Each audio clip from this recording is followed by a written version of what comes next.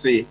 So there was a trend, increasing trend in resistance in this chain to E. coli, when we use E. coli, the test organism.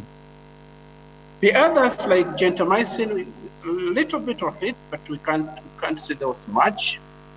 The others, the trend was not very clear. Now, when we looked at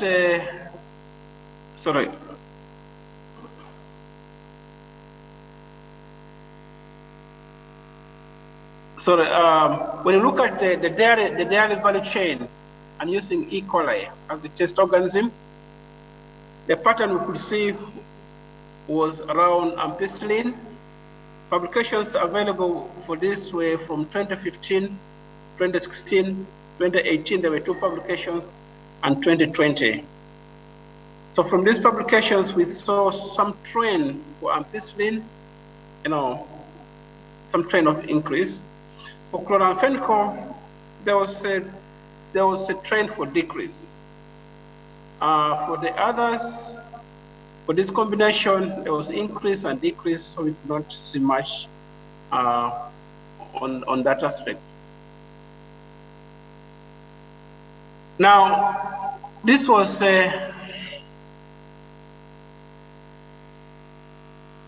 let me first remove this. These are the estimates of the antimicrobial tests to Salmonella species in the value chain. So these are the means. What we compute with the means here, we can see mean percent resistance in this value chain. Also, the mean percent resistance for E. coli in the pig value chain. These are the means. On the pig value chain, these are also the mean. So we reported mainly the mean and the median for those cases. Now, in summary, I'll probably try to take some time on this one. In summary, in the poultry value chain, the antimicrobials with pooled mean resistance, these were pooled means, and we took a level of 30%. Those antimicrobials which had pooled mean resistance above 30% were sulfoxazole, tetracycline, sulfomethicillin combination, ampicillin, and ciprofloxacin. So these are the antibiotics we found in the review with pooled means above 30%. In the dairy value chain, those antimicrobials with pooled mean resistance levels above 30% were quite a number. They included erythromycin, tetracycline, sulfoxazole, nadilic acid, sulfomethicillin, they are repeated, ampicillin, streptomycin, chloramphenicol, and ceftriaxone. On the other hand, in the pig value chain, antimicrobials with pooled mean resistance above 30% included tetracycline, piperacillin, tazobactam combination, penicillin, meropenem. This is the first time this meropenem came in the analysis. Imipenem, gentamicin, ciprofloxacin, cephalozin, cefuroxime. There are quite a number here in the pig value chain. And now, when we try to combine all the three value chains, that is the poultry, dairy, and pig, the antimicrobials with pooled mean resistance above 30 were mainly 3. When we looked at all the, which were common in all the 3, they included ampicillin, tetracycline, and sulfomethicillin flumethoprene combination. A few recommendations from this review. This review covered only the districts of Wakiso, Kampala, and Mukono. We recommend a more comprehensive review covering the whole country for us to gain a broad understanding of the big picture. So this was like a snapshot review in these 3 districts. We recommend a more comprehensive review for other districts. For example, there's work which was done in Barara, there's work done in Lira. We did include that in this review. There was some work we found also in Mbale. So that work is not reviewed, was not reviewed. Now, given that there was no data on resistance using Campylobacter and Enterococcus species as indicator organisms, I will recommend some affirmative action for studies to generate this data. I know for now there is some work going on at the college for Enterococcus. Somebody is doing a PhD on Enterococcus. And we also have some isolates of Campylobacter, but we haven't done the AST. So we recommend that to have a comprehensive understanding, we need also some work on Campylobacter and Enterococcus. In Toronto University, we are likely to do some work on Campylobacter, hopefully next year, in collaboration with the International Atomic Energy Agency. So we need a lot more studies, especially on these two indicator organisms. Thank you, colleagues. Over to you, Patrick. Thank you very much, Prof. Francis, and congratulations upon securing a new job. I've had Soroti University. I think that was a tip. Our colleagues who are online, I would like to request that if you have some questions, send them to the chat. We should be able to compile all of them. At this point, let me invite Dr. Fred Tututu to come and share with us his insight about antimicrobial stewardship in Uganda. Dr. Fred is one of the MS champions that we have in this country, and he's well sought after. He has another meeting at 10:40. So Dr. Mohammed has given us the permission to allow him to present. Thank you, Dr. Mohammed. Fred, can you now put on your video and unmute, then share your screen. Thank you very much.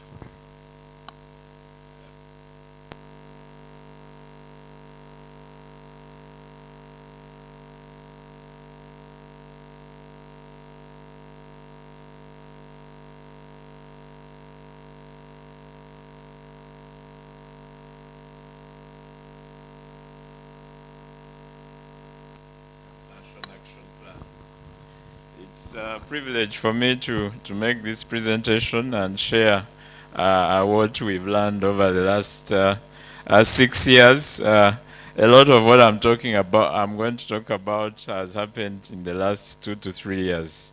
And as you'll notice, it's basically to tickle your mind and challenge you so that for the next year, we are all accounting for our roles, but also making plans to have things to share at the next World Antimicrobial Awareness Week 2022. So the title of my presentation is Antimicrobial Stewardship in Uganda, Progress, Challenges, and Future Prospects.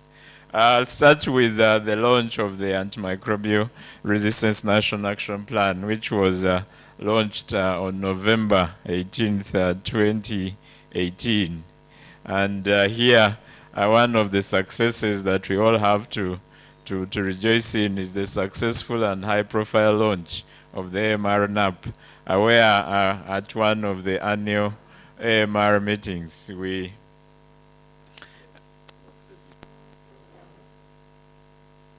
thank you very much. Sorry about that. So the launch was high profile, attended by, officiated by the Minister of Health, the Honorable Minister of Health, as you can see in the picture. And we had the ambassador at the time of the US to Uganda and many other high-level dignitaries. Of course, it was supported by the Fleming Fund, which is implemented in Uganda by IDI and a number of consortium partners. In that NAP, the governance structure of the One Health platform has a subcommittee, and the subcommittees have technical working committees aligned with each of the objectives of of the Global Action Plan, which was mirrored in the AMR NAP. And I'll focus largely on antimicrobial stewardship, which again as a success is a One Health Technical Working Committee with active members from human health, animal health, and environment. And for the last 2 years, I think it has been the most active. It has been able to have quarterly meetings since 2019, and the quarterly meetings usually teams, the different implementing partners and actors share progress and seek guidance from the ministries of health, animal industries and fisheries, water and environment. And I'll now go into some of the specifics that we've achieved over the last 2 years. Top on the list is developed and disseminated relevant policy documents to guide implementation of priority activities. And again, this has been through multi-stakeholder consultation processes with specific teams leading different aspects. On the right, at the top right, we have the surveillance plan for antimicrobial consumption and use in animal health, which again led by MAIF, but contributed to in a One Health fashion by all the other stakeholders. Below it is the national guidelines for antimicrobial consumption and use surveillance in human health, again led by different teams in the Ministry of Health, contributed to by many of the participants today. And then we have on the right of that the Medicine and Therapeutics Committee manual that guides antimicrobial stewardship activities in hospitals and infection prevention and control, and integrates these important activities that are prioritized in the NAP into the routine functioning of the hospital and strengthening of service delivery at the hospitals. I'll now take a few minutes just to talk more about each of them. The surveillance plan for antimicrobial consumption and use was of course developed in line with global guidance, and here the strategy from the OIE was very important, where particularly mirroring the Global Action Plan, which was developed as a product of tripartite collaboration among WHO, FAO, and OIE. Clearly, the need to strengthen knowledge through surveillance and research. And this surveillance is basically national level guidance, national level guideline to ensure that we are able to actually monitor and strengthen surveillance systems and report trends of antimicrobial use, something that Professor Job before me actually highlighted. I'll then move to the antimicrobial consumption and use surveillance in human health, again developed with guidance from the GLASS WHO initiative. And at the top of the left, you see there the methodology for surveillance of national antimicrobial consumption.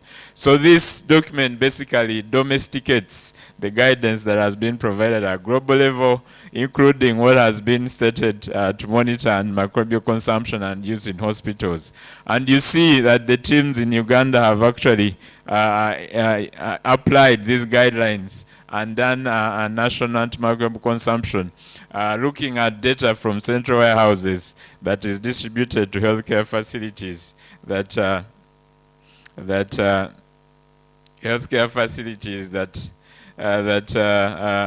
inpatient care. And this is published open access. It's available for us to review.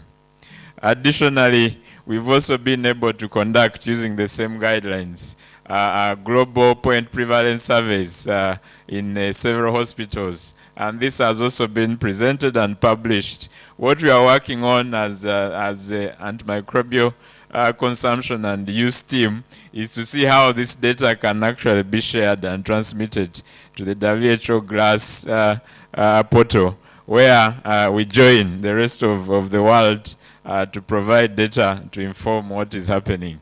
I'll move on to animal health, focus more on human health. Animal health has also made a lot of strides with leadership of the Ministry of Agriculture, Animal Industries and Fisheries, and I'm privileged to be seated next to the Commissioner, the Chief Veterinary Officer. Just this week, they were able to to receive policy documents, including the essential medicines, the essential veterinary medicines list for Uganda, which was reviewed again with support from MTAPs and other partners after 20 years. And this document is now available. We also developed guidelines for infection prevention and appropriate antimicrobial use in the animal sector for several livestock systems, looking at fish farming, that is on the slides, looking at cattle farming, on the slide, that is on the slide, poultry farming, and then we had goat and sheep farming, and then piggery as well. And I think this is important, that the documents are now ready to be disseminated, and that we are able to actually talk about them at this awareness week.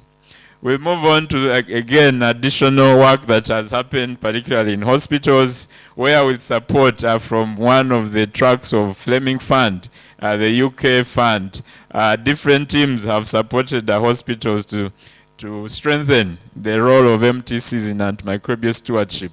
And here I take a case in point, the Medicine Therapy Committee in Jinja Hospital, and I must note that in the audience here, we have the pharmacist from Jinja Hospital who has been very active. So with support from the Commonwealth Partnership for Antimicrobial Stewardship, different partners have worked with Jinja hospitals to set up antimicrobial stewardship and IPC subcommittees. And these committees have then led assessment at the health facilities using the standardized methodologies that are documented in the guidelines that I mentioned, assessing the point prevalence survey on antimicrobial use, but also looking at health work factors that, as we know, are important in antimicrobial stewardship and IPC implementation.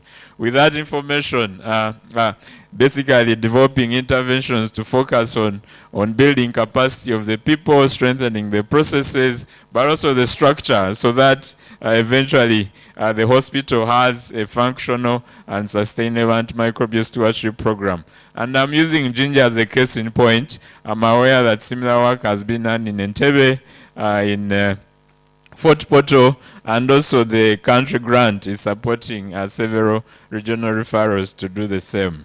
In terms of challenges, of course, as we know, as soon as you start doing work, then there are usually challenges, and I think that our approach has been challenges are opportunities to improve. And one of the challenges we need to reflect about this week is inadequate integration of One Health. And here, without appearing to point out, the Water and Environment team seems to have been least active, but they have been active, which is very, very important. Of course, inadequate government funding that creates dependence on partners and the attendant risks that include fragmented implementation, discontinuity when projects close, limited ownership as well. But I must say that generally the donor funds are focused on high-level activities like strengthening policies, which is important, and lays the ground then for the country to implement the priority activities. The nature of AMR being insidious is also a challenge, because many of us cannot usually encounter AMR when it is too late, when we can't either treat an infection or when we are mourning a loss of a life. But yeah, so it's not a disease, it's not an entity, it's not like malaria or TB that have garnered a lot of support at global level. But I think that that is starting to change, and we need, as advocates and champions, to note that AMR is insidious. We need creative ways of keeping the message, particularly in the years of decision making. A limited coordination at global and regional level that trickles down to country spaces. I must say that over the last 12 months, this has improved. As we can see, events this week have been collaboratively implemented by, supported and implemented by FAO, WHO, and OIE, which is very good for countries then to appreciate how actually One Health works. Limited progress in data utilization to inform decision making for practice. One of the opportunities I will talk about is we actually have a lot of data lying in many of the spaces we work. What is required is a systematic process to collect it, analyze it in a way that informs practice. In terms of lessons learned, I think that we've been able to break silos and to function as in the One Health paradigm. Of course, there's room for improvement, but I think we've made a lot of progress, starting, for instance, from 2015, when a lot of us became active in this space. Relevant data, as I mentioned, exists to a substantial degree. What we need to focus on are efforts to collect, process, analyze, and present this data to practitioners and policymakers as needed. In a way, we need to ensure that the AMR coordination, the AMR entities are learning organizations. Collaborations among implementers and academia cannot be overemphasized. A lot of what we are presenting here today have been produced as a result of collaborations. Of course, the other issue, again, related to AMR being insidious, but also having effects across many sectors. Countries need to bite the whole pie of interventions recommended. For instance, we cannot focus just on reducing antimicrobials without antimicrobial use, without carefully analyzing populations that actually do not have adequate access. The two have to go in hand. In a way, we have to walk the talk, the balancing, the delicate balance between excessive use versus promoting access. The Technical Working Committee produces a biannual newsletter, and what we see on the screen is the product of the last edition. And here we see teams from one of the facilities joining the campaign by WHO, which is resisting the resistance. And that has been a lessons learned, and it's a message we need to take forward. I'll now summarize in the next 1 minute some of the future prospects. And as you can see, what we're presenting is basically what we've been able to see through the window through which we need to walk and become antimicrobial guardians. One is, it is possible to actually have coordinated and integrated implementation of prioritized AMR activities. We have a very good AMR National Action Plan, and over the last couple of years, we've been learning to implement some of these priorities in a One Health paradigm, in a coordinated and integrated manner. The other that we are still learning is getting what is in the AMR plan, AMR National Action Plan, into our national strategic plans, because that's the only way we'll be able to have funds from the routine government coffers. And here, each of the different sectors need to pick activities from the plan into the national development plan, into the sector strategic plans, into the department and these specific strategies, all the way down to the lowest implementer. An example is the National Pharmaceutical Services Strategic Plan, for instance, current one that runs for the next 5 years, has a strategic objective to strengthen appropriate medical use. And under that, one of the strategies is strengthen antimicrobial stewardship at all levels, starting from the national level all the way to the facilities and the community. The other future prospect is there's willingness for stakeholders to engage. And as we know, AMR involves a lot of stakeholders. And I'll just highlight that a lot of the activities we have, we are sharing today, have been supported by key health sector partners. The Fleming Fund, through the country grant, through the CW PALMs, the fellowship schemes. We have USAID supporting MSH through the Medicines, Technologies and Pharmaceutical Services program. WHO TDR has supported us, USAID through multiple grants, particularly the One Health, which is now the Afro Hub, and then the Pfizer Global Medical Grants that is supporting several activities in facilities. World Bank as well has supported. The other prospect is we can actually generate and disseminate the data that I mentioned already exists. And here I will highlight that continued support to academic-based units to oversee and lead knowledge generation and translation into practice and policy should continue. And the case in point is the team that I work with, Sustainable Pharmaceutical Systems at Makerere University School of Health Sciences, but also the RTC lab at Makerere University College of Veterinary Medicine, Animal Resources and Biosecurity as well. As we know, many of us have been part of the work that has been done. In conclusion, we've had some best practices that we are sharing today that we can share with other countries. Since the launch of the AMR NAP in 2018, we've made tremendous strides, but as we all know, there is still a lot of work to do, and let's use this week to regroup, to reflect, and set the agenda for the next 1 year. Thank you very much. And acknowledgements to the university, Makerere University, that supports my contribution to this effort. Minister of Health, MAIF, Minister of Agriculture, Animal Industries and Fisheries, Water and Environment, the NDA, and all the key stakeholders and collaborators. Thank you very much. Over to you, Chair.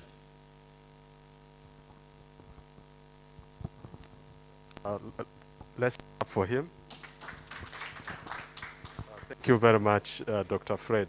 I think we could see and feel that this is an expert in the field. You have raised a lot of pertinent issues. I think part of your submission will form our panel discussion later on. Since we are running behind time, allow me to invite Dr. Mohammed, the Head of Department for Global Health Security, IDI, to come and share with us his presentation on antimicrobial resistance surveillance in the country. Dr. Mohammed, you're welcome.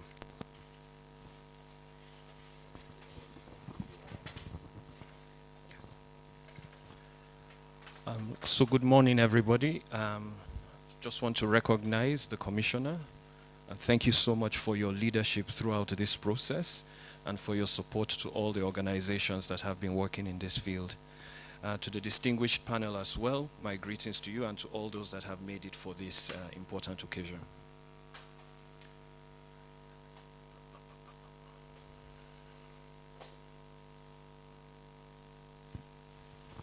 So, some years ago, I joined a society. It's called the American Society of Microbiology.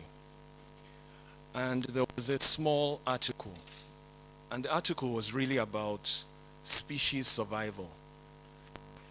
In that article, it was mentioned that 1/4 of the biomass in the world is actually pathogens, microbes.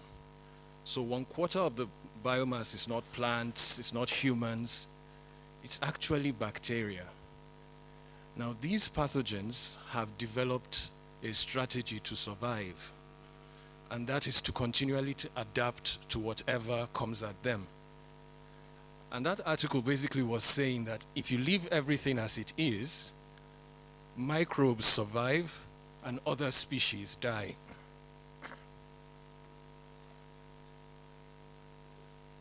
But we do not believe that antimicrobial resistance is sort of like an end game for humanity.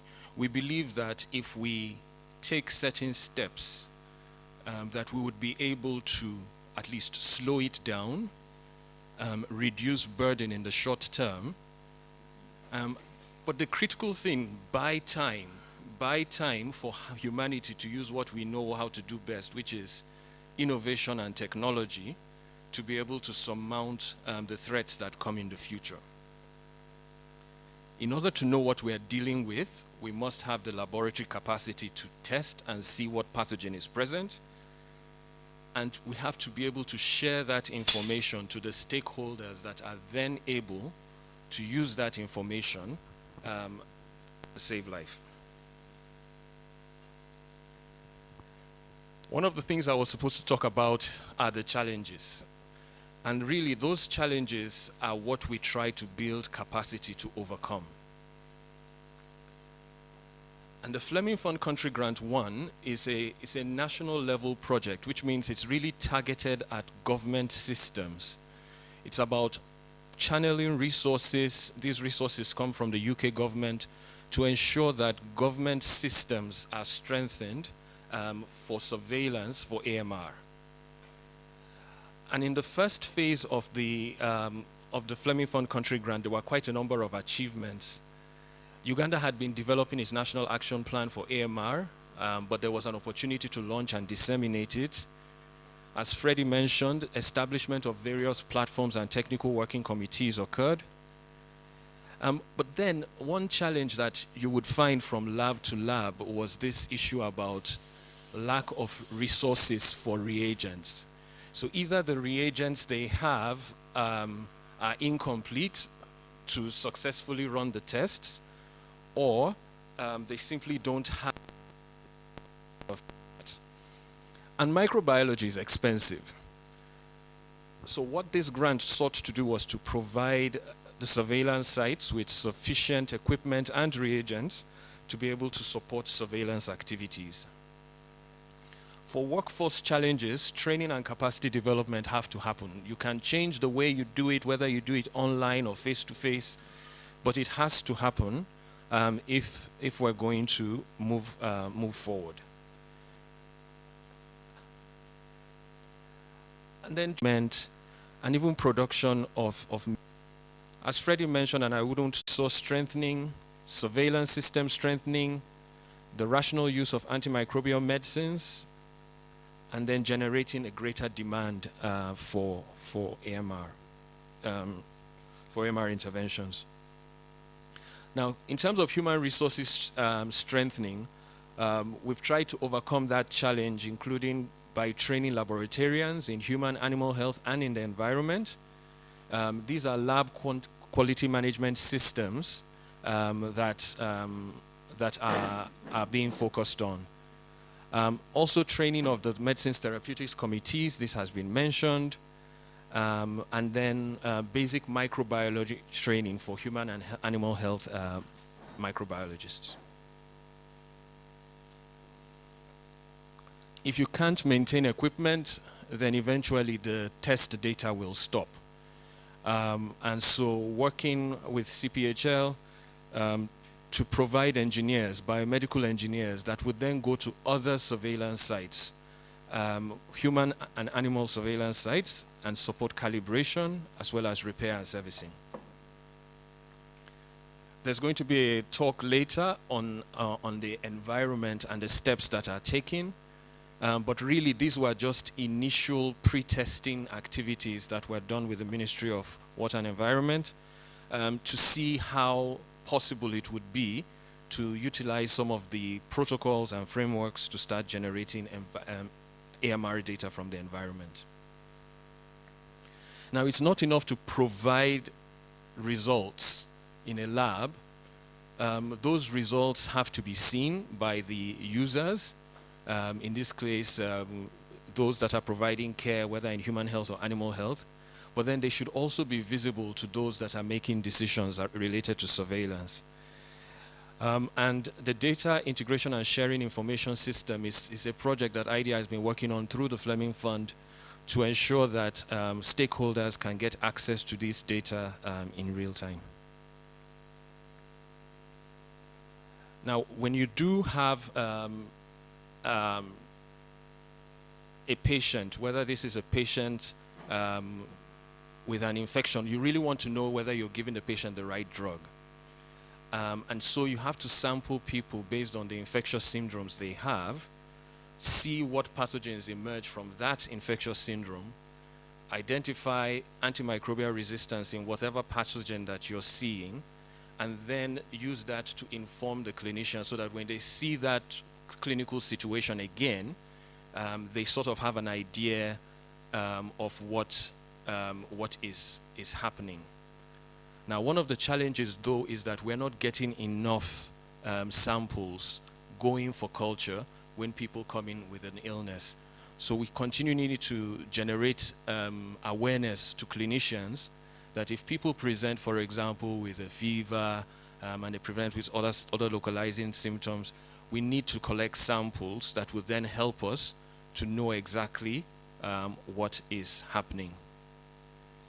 And then when results come back, when susceptibility testing results come back, we want to see clinicians using those results to modify their prescriptions or to even stop prescriptions. So de-escalation may be necessary.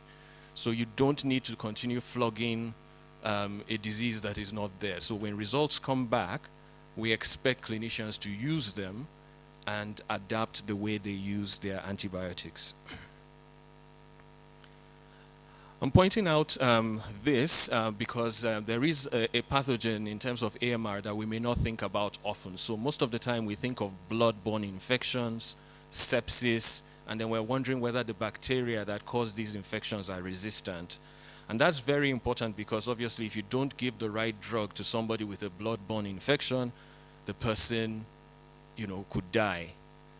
But then there are also, and Freddie used the word insidious, there are also insidious bacterial infections, one of which is gonorrhea. And it's really, really important that we raise awareness of this issue. Gonorrhea is a sexually transmitted disease. You know, it's often seen as a disease of young men, isn't it? You know, around the time of early first sexual intercourse, start having discharge, start having pain. And obviously at that time, many people are shy and so they don't come for treatment properly or they just buy something from the roadside.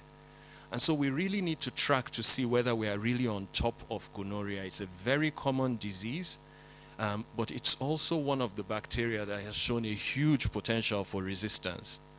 And if we don't get it right with gonorrhea, we may have a situation where in less than 10, 20 years, in parts of the world, it will be an untreatable infection. Antimicrobial awareness, I think it's really important to talk about how we are using some of the point prevalence data that Freddie mentioned. Essentially, in each quarter, you go to a facility and you really survey to see the types of antibiotics that are being used for patient care. But really, it's not just about surveying it, it's about feeding that back to the clinicians that are making those prescriptions. And saying, really, what we see in Uganda is that you know, we are using too many antibiotics with every patient encounter. And we've seen this, you know, whether we look at the quarterly data or even extended annual data, that we're using too many antibiotics each time we meet a patient, and many times it's not required. So resistance pathogens are also being reported in the animal sector. Professor Ijobi mentioned that, so I won't spend much of that. But really the last point is that, you know, we have this opportunity, the AMR surveillance journey that we've had in Uganda. And the key measure here is, were we able to not just generate the data or generate the demand to collect the samples and then generate the data, but were we also able to fulfill that last important obligation, which is to report? And the answer to that is yes. Uganda has been able to send its AMR data to the WHO Global Antimicrobial Resistance Surveillance System. Not many African countries have reached that important milestone. And that means that on a global level, information about AMR in Uganda can then be compared with different countries, and then we see whether we have bigger challenges in our context. And with that, I would like to thank the government of Uganda that really is the implementer of AMR surveillance systems, and all the key stakeholders that have supported the implementation of the Fleming Fund in Uganda, IDI and its collaborators within Makerere University, as well as the Mbarara University of Science and Technology. And then the development partners, the initiative Fleming Fund itself, Mott MacDonald, which has really exercised some of the project management related to make this happen, as well as the US Centers for Disease Control for funding and technical support. Thank you.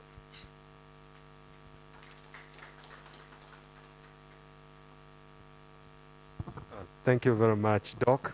Can that clap be louder than what you have just given us? Good. Yeah, so we appreciate all the efforts that IDI has put forward to the fight against AMR, not only in the human health sector, but also the animal sector. And for that, we would wish that you stay around until the discussion time so that we have some interactive session with the audience. Now let's move to the next presenter, but before then, may I allow Dr. Rose to first step outside briefly? There are some visitors who are waiting for her, and I hope you are coming back in a very short while. Okay, thank you. Yes, so our presenter from Ministry of Water and Environment will be the next, Mr. Simon Etimu, yes. But may I also request Dr. Chris to join Mr. Simon at the high table, because after that we'll have Dr. Terence Odoch and then Dr. Chris. So you can, yes, you come and sit this side.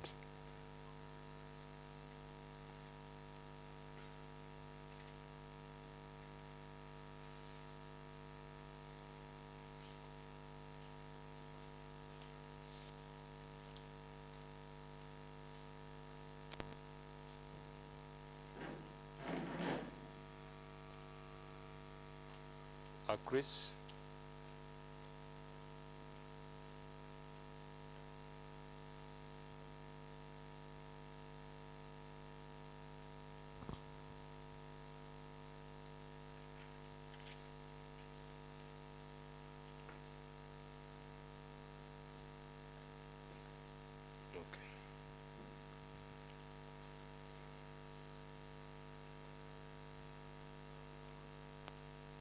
APT, our screen doesn't project. Are you working on that? Okay.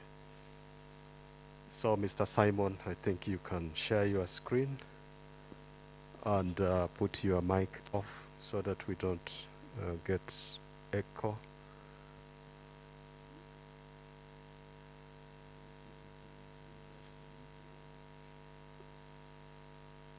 Okay, put the on full view.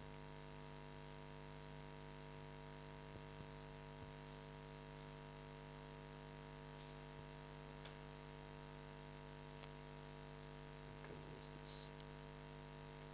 You have 10 minutes presentation. Thank you.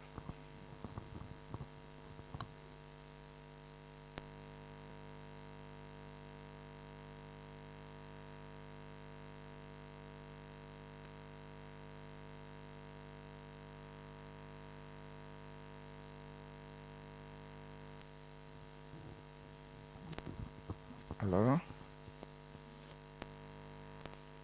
Just to introduce myself, I am Simon Etimu.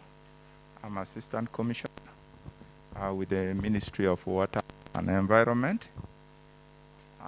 Particularly, I work with the Directorate of Water Resources Management in charge of the water quality and environmental laboratories.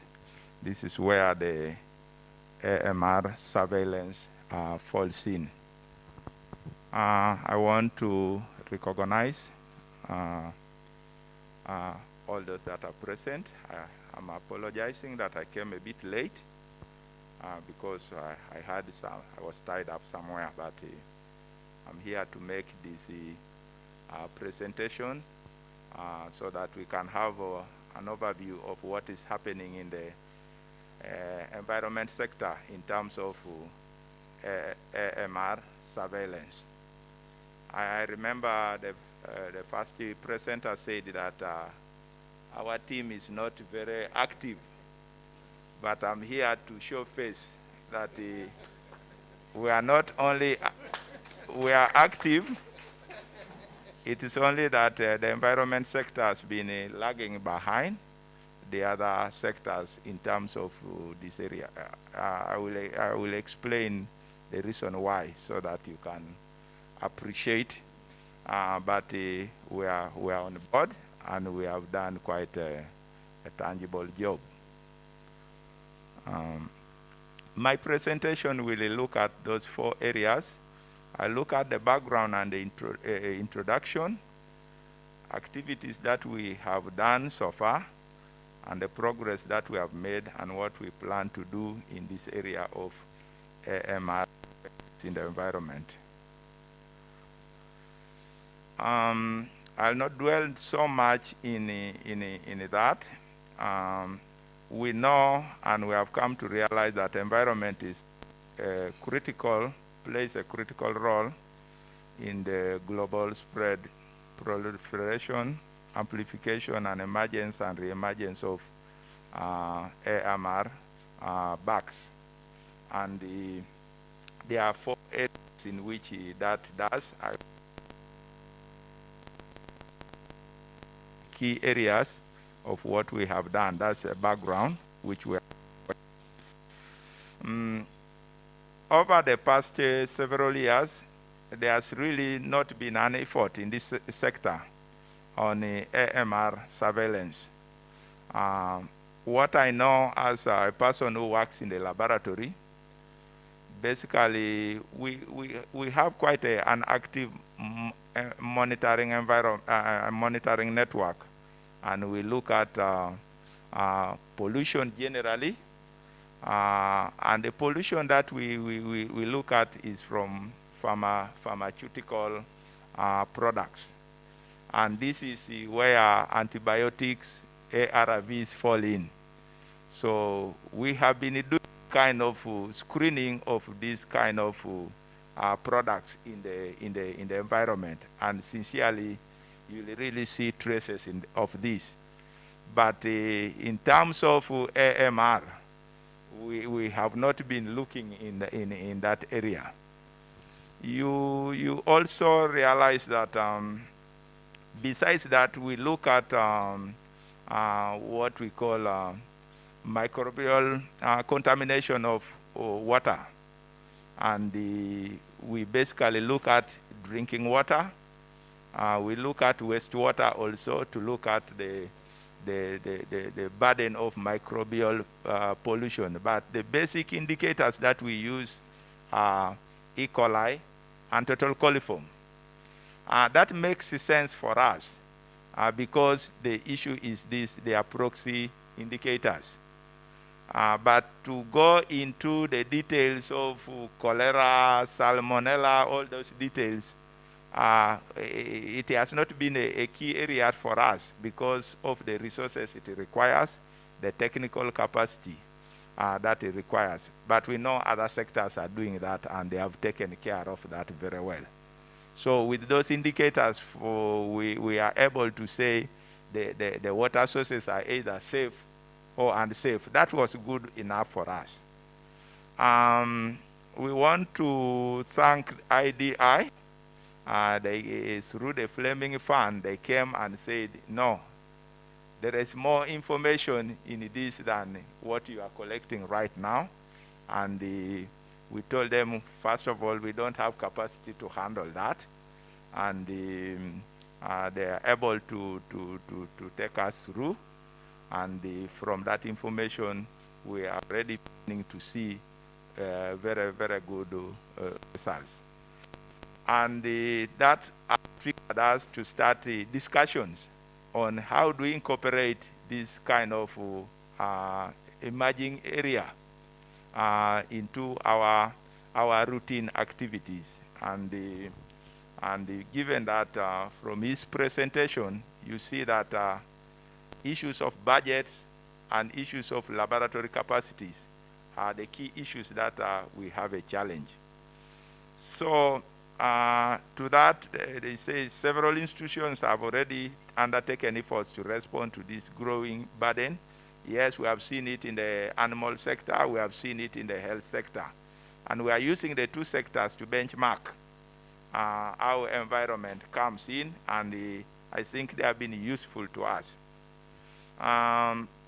We don't have this structured program already in the ministry, but we are beginning to mainstream it and to raise awareness at different levels to ensure that it comes in. So what strategy have we used to set up this program? One is this team from IDI has helped us that it should be a government-led, and we really see avenues that it will be sustained because they are already running programs. It's just small addition and some capacity building that it requires. And that progress is already ongoing. We also have looked at it that the next part of the strategies, we want to do it in a phased manner, and that is what we are doing as part of our strategic planning. And then we have to strengthen collaboration. Right now, we don't have that capacity, but we are dealing with the laboratory we are dealing with the Makerere University, and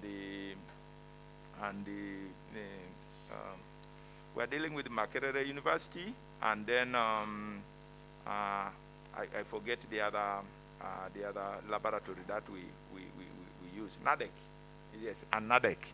So those are the laboratories that are helping us, at least to do bits of identification where we don't have capacity. But we have been assured that very soon we shall build our internal capacity. I want just to run through the progress. The first aspect of our progress is on documentation. As we all well are aware that a lab depends on you must have a plan. And so we have developed AMR surveillance plan, and we have already reviewed that, and the draft plan is already in place. We have also AMR surveillance protocol. A draft has been developed, and we have also reviewed that. And then we have SOPs for sampling, transportation, laboratory cultures, and tools for identification and isolation. These ones we have also reviewed and even pre-tested them. On data management, we have also those SOPs, and we have a draft and reviewed them, and the data management tools. So that is how far we have gone with that. In terms of training, we are doing in-house training, and we have progressed quite well, given that within our structures we have already people who have done some microbiology, so they were not starting from scratch, and there is already a structure.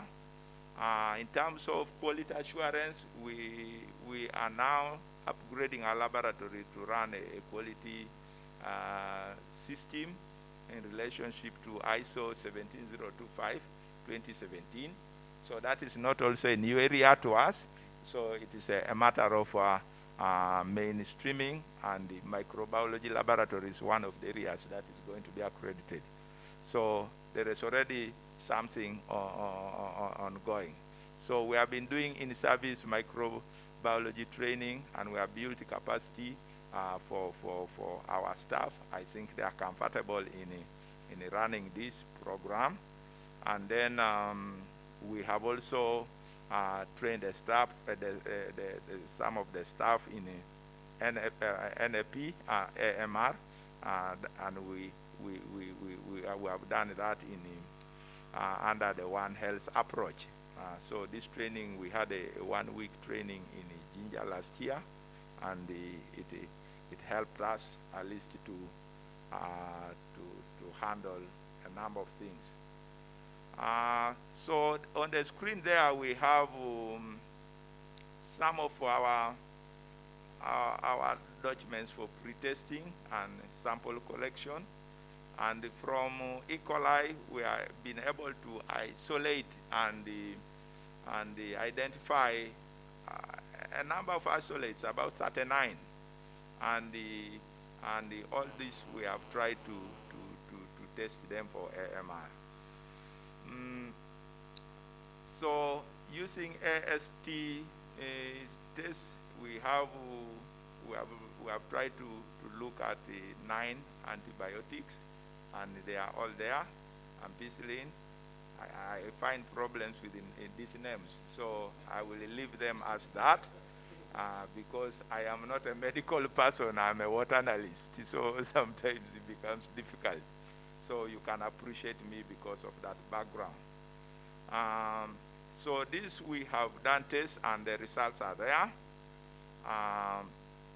We can see from the majority of the tests from what we have so far done that there is some resistance in the environment. So I know I'm talking to people who are aware about this. So I think from our research we are already beginning to see some first low-hanging fruits. So I'll continue. We are now going to look at the mainstreaming through this governance. We have also discussed that area, and we have come up with what we call a technical working group. And this technical working group will be the one that will be looking at the technical aspect of this AMR surveillance in the water and environment sector. And this will be linked up with the already existing structures at the higher level.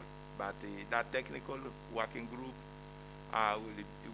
will report to the National Coordination Center, which will also be linked to the National Reference Laboratory, which is part of our system. So the structure is just like that, and we will look at a sector level, and which will feed it to the national level. So I think that setup has also been made, and so far we have implemented it. That we have held our first interim technical working group, and we are incorporating the different participants to ensure that we look at all aspects that require to be done.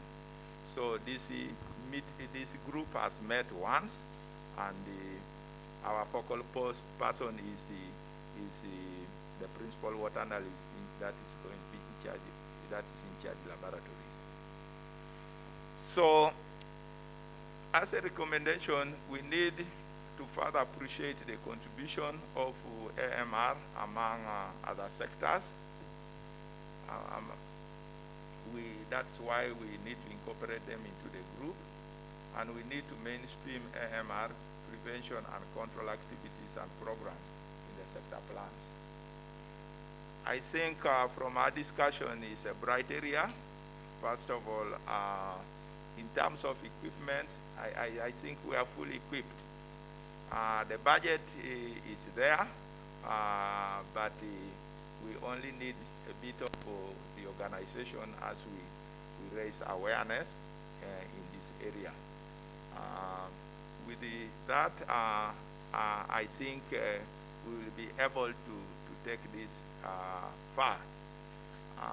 Coming maybe next year, we plan, because after the end of each financial year, we have what we call water and environment performance reports. We will be able to introduce some aspect here to report the results that we get from the surveillance. So this will be straight away available in the website of the ministry. So this information will be available in a pictorial way. This is our meeting, which we held just very recently on the 17th of November.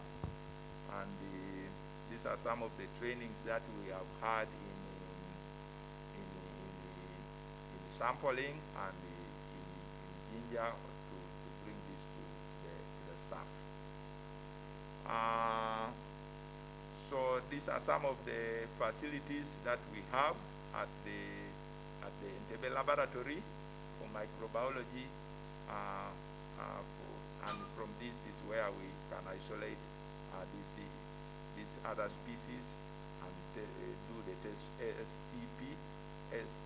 AST test for microbiological resistance.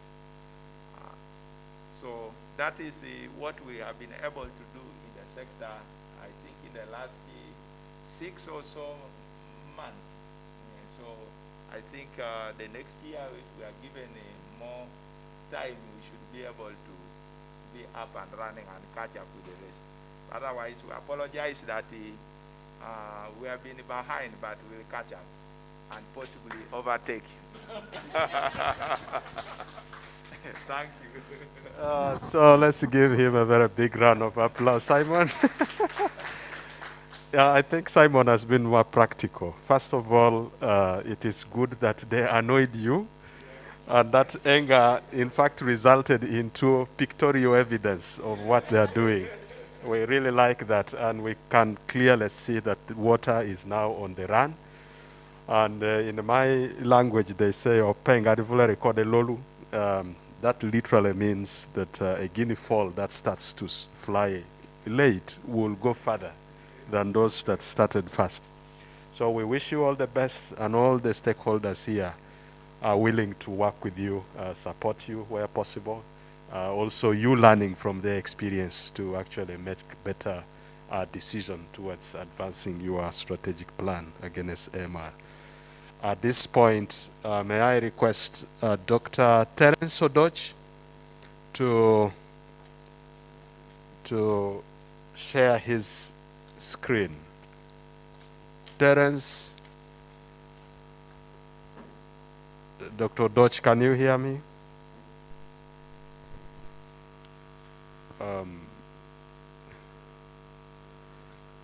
Terence?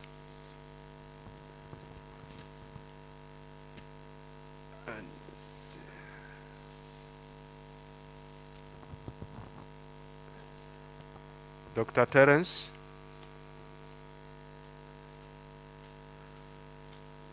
Okay, that's great. You could first put on your video so that those who are online and those who are in this room can see your face.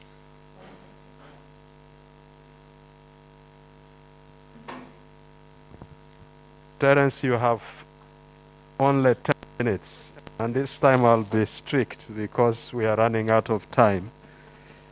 So make sure that you do this within 10 minutes.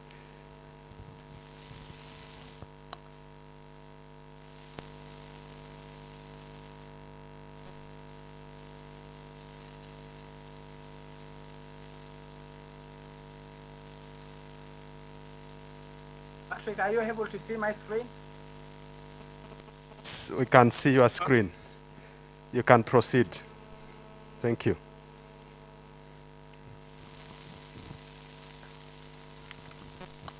Thank you very much, colleagues and members present in this very important meeting. My name is Terence Odoch. I work for Makerere University at the Department of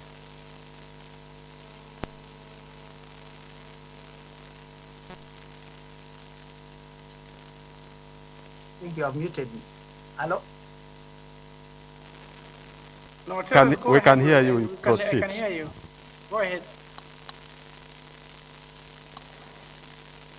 Teresa, are you there? So let me stop sharing a bit. I think there's a problem. I can happen. Give me just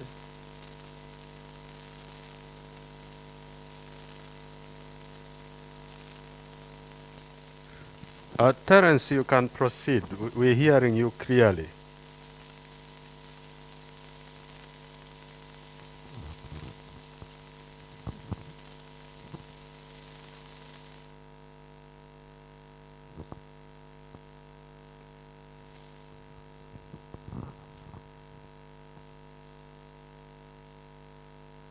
Yeah, Commissioner, as we wait for Terence to get back online, you missed a very nice presentation from Mr. Simon. Before his presentation, we had highlighted that water has been moving very slowly. And there was fears that the Ministry of Water and Environment may not catch up. But Simon proved us wrong. He showed us the progress that they made in the last 6 months, and they are quite incredible. What I can suggest is that since health and the human health sector has been moving a little fast, your experience can be very handy to the Ministry of Water. I think he has shown us that there is a need to renew that partnership from which the Ministry of Water can actually appreciate the progress that you've made, but also the challenges, so that they can use the challenges to even set up a more resilient system. And so IDI, Ministry of Health, Ministry of Agriculture, at the sectoral level, continue to increase your collaboration, and we see to it that water comes at the same level or even goes further. Dr. Terence, kindly proceed.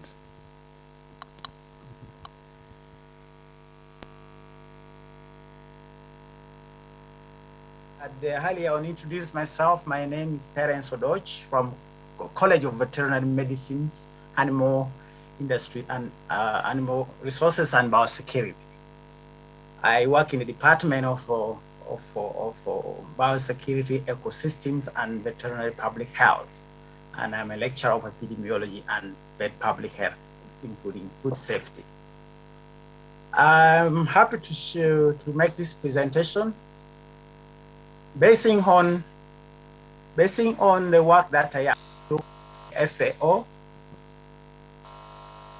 recently, and I think I'll limit my discussion to what I did and maybe in the scope of what I know about veterinary medicine supply chain in this country. You can see the structure till the end use in animals.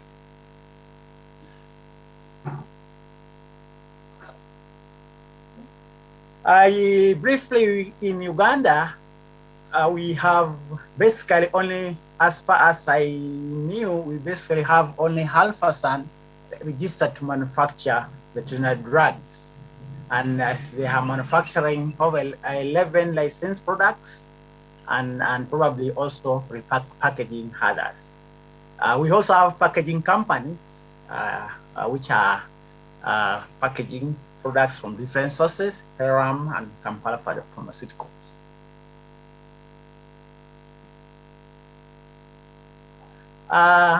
For the distribution and wholesale, the business, NDA has registered over 448 veterinary medicines and products.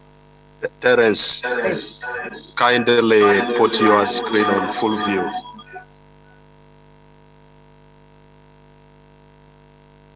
Is that better? Okay.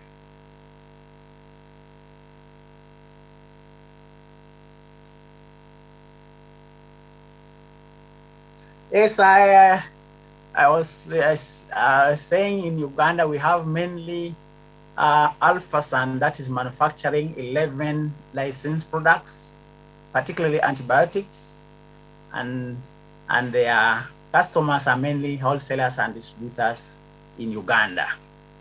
And we also have packaging companies, Heram, Kampala Pharmaceuticals, which is doing packaging of veterinary medicines and products. NDA has registered over about 448 veterinary medicines and products that are officially registered, and a lot of these are imported and distributed in central eastern Uganda, central and southwestern Uganda largely, but also in other parts of the country. In other parts of Uganda, we largely don't have a lot of distributors. They are buying directly from central and southwestern Uganda. So we have a total of 93 companies that are importing and distributing. while we have over 1,141 registered veterinary drug shops in this country. This is the distribution of the veterinary drug shops. You can see that largely they are concentrated in central and southwestern Uganda, but also largely the whole country has got veterinary drugs, but the majority of them are within eastern and central Uganda. Gaps in the supply chain. One is that we have adequate data capture in our system along the whole chain. We, of course, bigger institutions like NDA, URA, they have computerized systems and information technology that they're using to capture data on drugs and veterinary supplies that are coming into the country. Also, distributors and wholesalers, they also have computerized, many of them quite have computerized softwares that they use for collecting data, mainly to keep and monitor sales records. However, most retail shops and pharmacies are still using hard-covered ledger books and receipts, invoices that they are using for capturing data. Farmers are also not getting additional support, and they are lacking data and records on the drugs that they use on the farms. We have compliance challenges. Because each of the stakeholders in the supply chain have obligations to NDA and regulators, but you find that there are a lot of challenges that make the system not work as expected. For example, NDA and MICE, which are the main regulators of veterinary medicines, we find the laws and policies that they're using are inadequate and unfavorable. And this is the information that I got from them, that they get challenged because of the laws that are inadequate. Another area that they face is that there is lack of manpower. They don't have manpower, so it limits their operations and coverage for the whole country. We have issues of getting, because of lack of manpower, then they find challenges in regulating practitioners and also regulating inflows of counterfeit and fake medicines and products.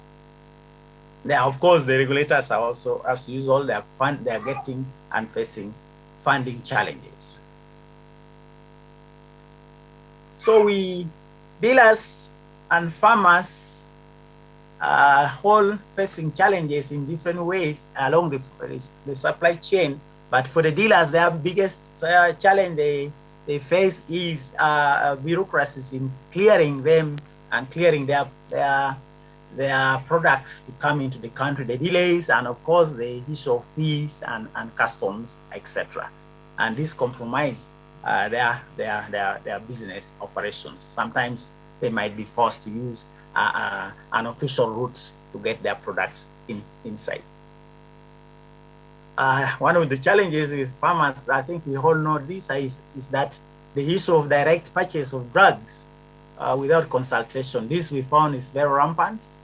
As you saw from our supply chain, a lot of our farmers are directly getting drugs from drug stores and from drug shops, and they are medicating their animals without going through professional consultation. This is an issue which is very, very complex. I think it has to be handled carefully if we are to achieve control of AMR in the livestock value chain. Of course, farmers don't keep records. You don't see a lot of, you can't tell what volumes and quantities of drugs that they're using on the farms, but sometimes you may get to know the types of drugs. It's easy because you get from the records of their stores and so on. And there are the issue of poor extension and professional support that they are not getting, affecting the use of antimicrobial in livestock. Of course, one of the biggest challenges, as I already mentioned, that there are manpower and financial challenges usually affects all operations at all levels, right from the regulators and the end users, which include government and private vets that are directly or indirectly supporting farms and farmers. Information or data on microbial use in Uganda. Currently, basing on data from NDA, and NDA is basing on import data. We are consuming over 95 tons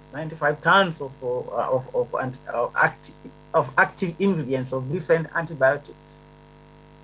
This is assuming that one, the accuracy of the data captured by URA. Secondly, assuming that all these drugs are consumed. So this data on antimicrobial use and consumption, therefore, is limited to some extent because we need to collect data from the actual drugs that are used on the farms. So I would like to conclude. I would say the first biggest challenge that we have is easy access of drugs. As I've mentioned before and earlier, that farmers need to be encouraged or supported to consult and use drugs judiciously and adopt so that they can also be supported to adopt good farming practices on farms. Sincerely, a lot of drugs are used on farms, which could be avoided if farmers are doing good farming practices and proper biosecurity on the farms. Sometimes farms and farm managers are substituting poor management with drugs. There is definitely scarcity of data I've already mentioned along the entire value chain, and this needs to be addressed. I think this will involve a lot of consultation and work among stakeholders, the regulators, especially that we are struggling to use a One Health approach. We need to really sensitize people, consumers, about the need that drugs are used judiciously on the farms. So data is not there. A lot of efforts have to be put in place to generate the data. I'm happy that there are a lot of projects now struggling to support these efforts. I have already mentioned the issue of estimating quantities. Relying on import data is very useful data, yes, but it's limited because we need to get data from the consumption. Of course, enforcement and compliance needs a serious legislative framework that are enforceable. And we need to review the policies, the laws that regulate drugs in this country. MIFE as a technical lead should really have a good structure, working closely with NDA if they are supposed to implement and ensure that drugs are used prudently at all levels. So we need a strengthened MIFE and NDA with sufficient resources and funding for this. I beg to stop here. I will acknowledge the team at Hectare for giving me this opportunity to do this work and the project that funded it. Of course, I'm happy with MIFE. I made a lot of consultation with the people at the ministry at the local level. I appreciate your efforts. NDA for giving me access to data and information about their operations and drugs related to the animal sector. Thank you very, very much. I beg to stop here.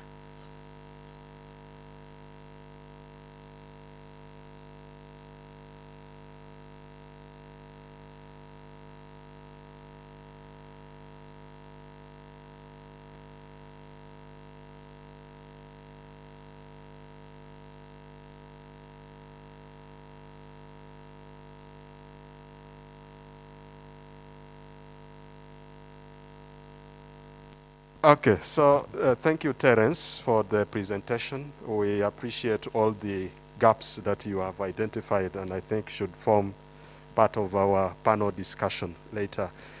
At this point, may I request Dr. Pira and Dr. Chris in that sequence to prepare for their presentation. So Simon and Dr. Mohammed, you could leave the stage for our two presenters too. They can present from anywhere? Okay, Opira, I think you can present from, the cameraman will focus you. And then Chris, get ready after Dr. Pira, and Dr. Henry will be our last presenter. Okay, thank you.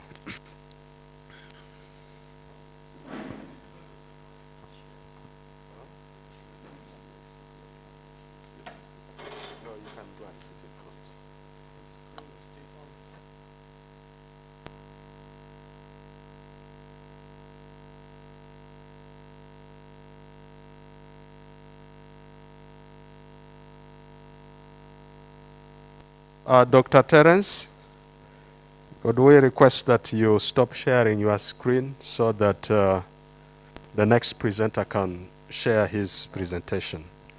Thank you very much.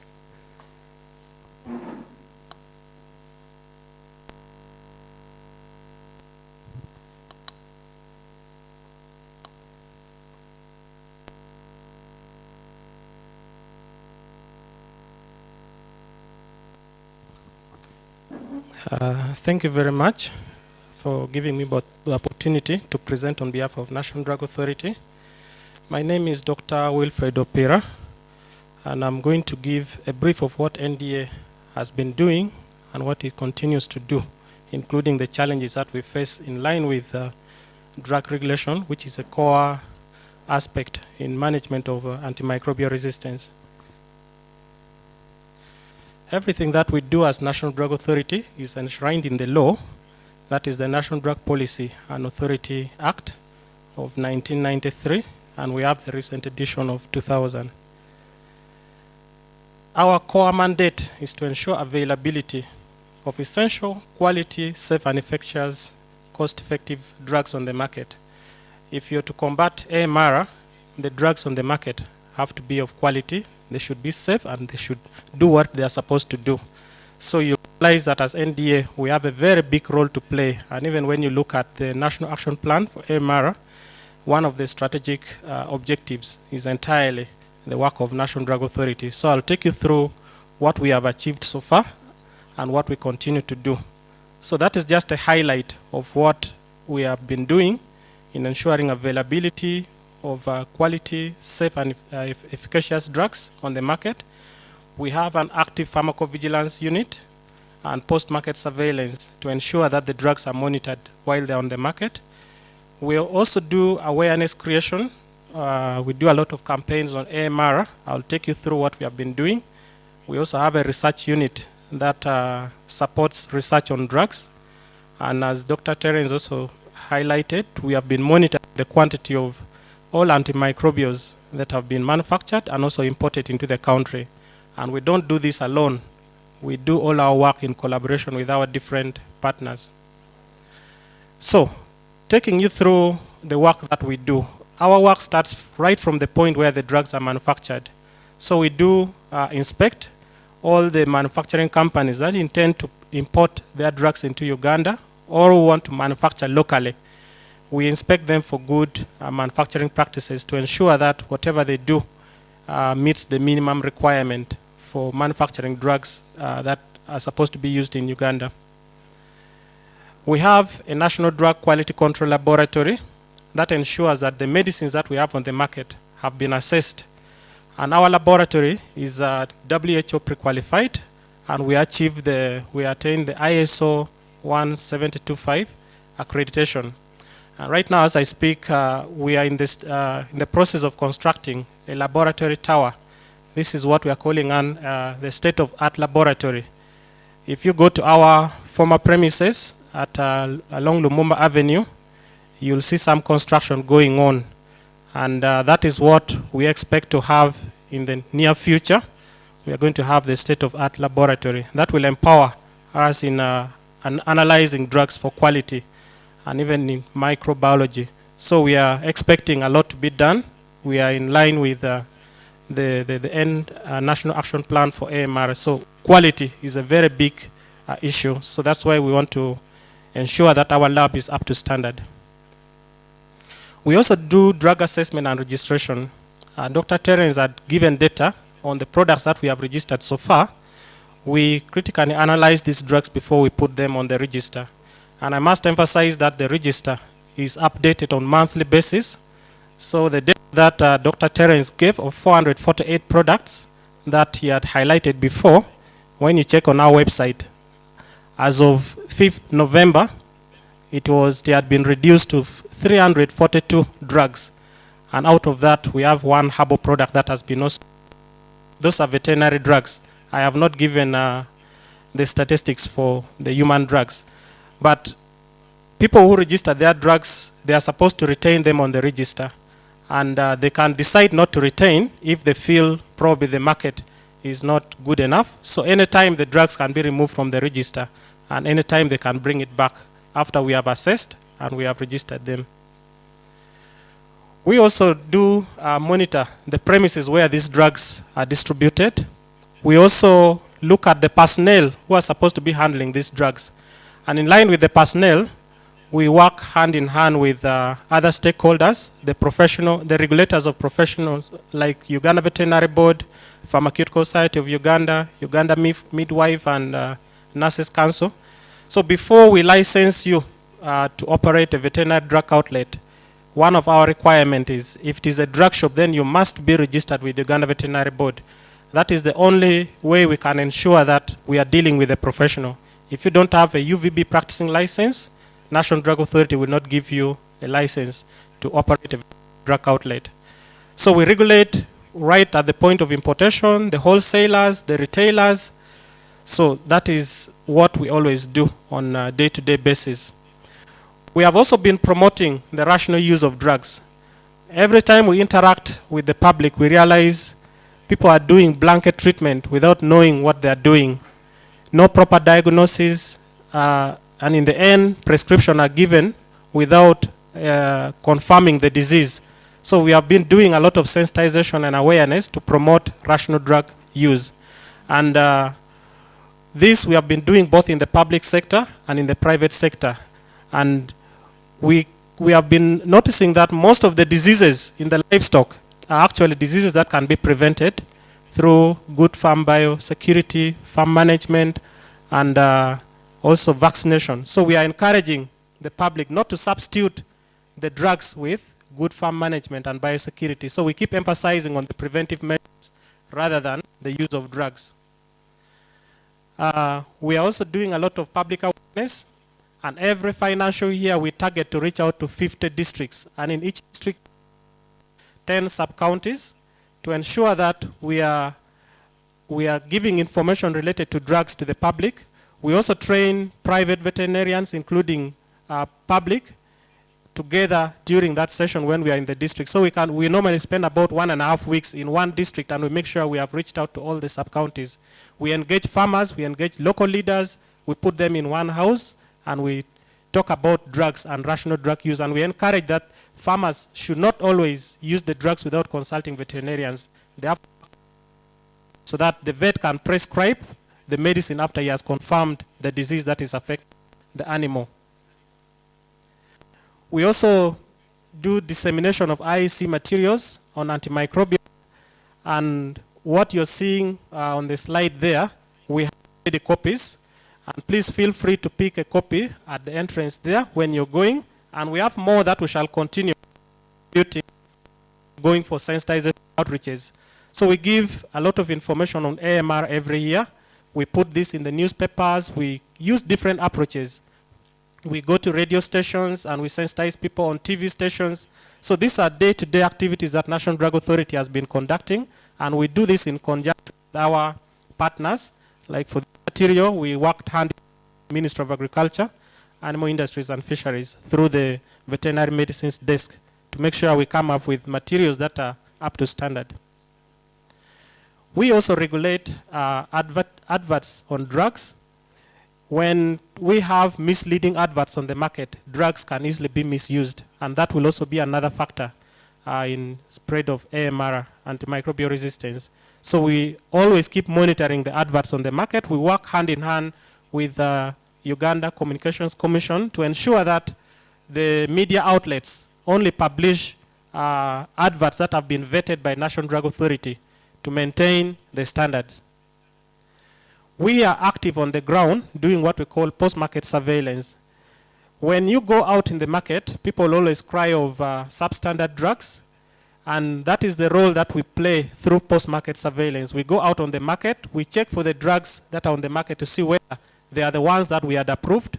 We know as Uganda we have a challenge of porous borders, so we continually come to the market to check whether the drugs that we have put on the market are still up to standard. Even the ones that had passed quality analysis, the quality may change along the supply chain due to poor handling and storage. So we also go and sample these drugs on the market to ensure that they meet the minimum quality standards.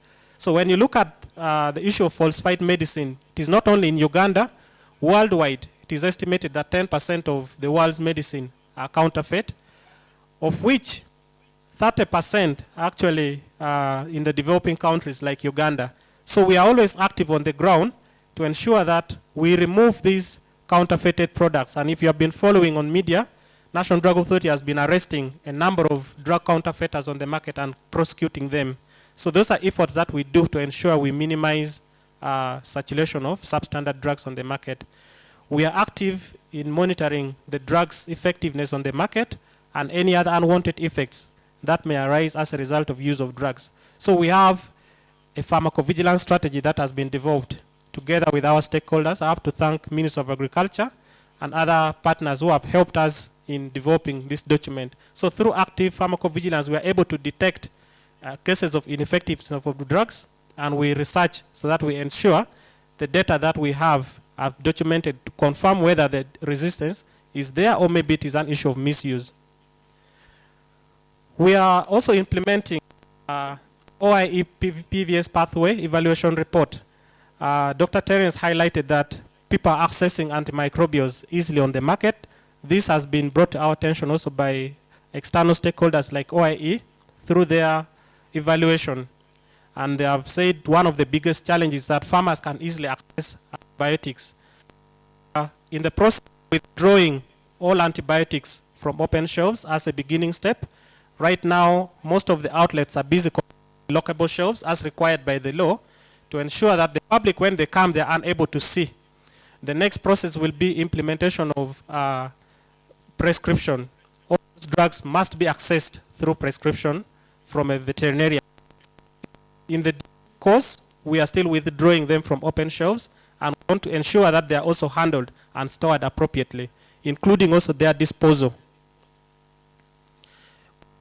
Unit, like I mentioned before, and we engage different research institutions to ensure that decisions that we make are validated through a study.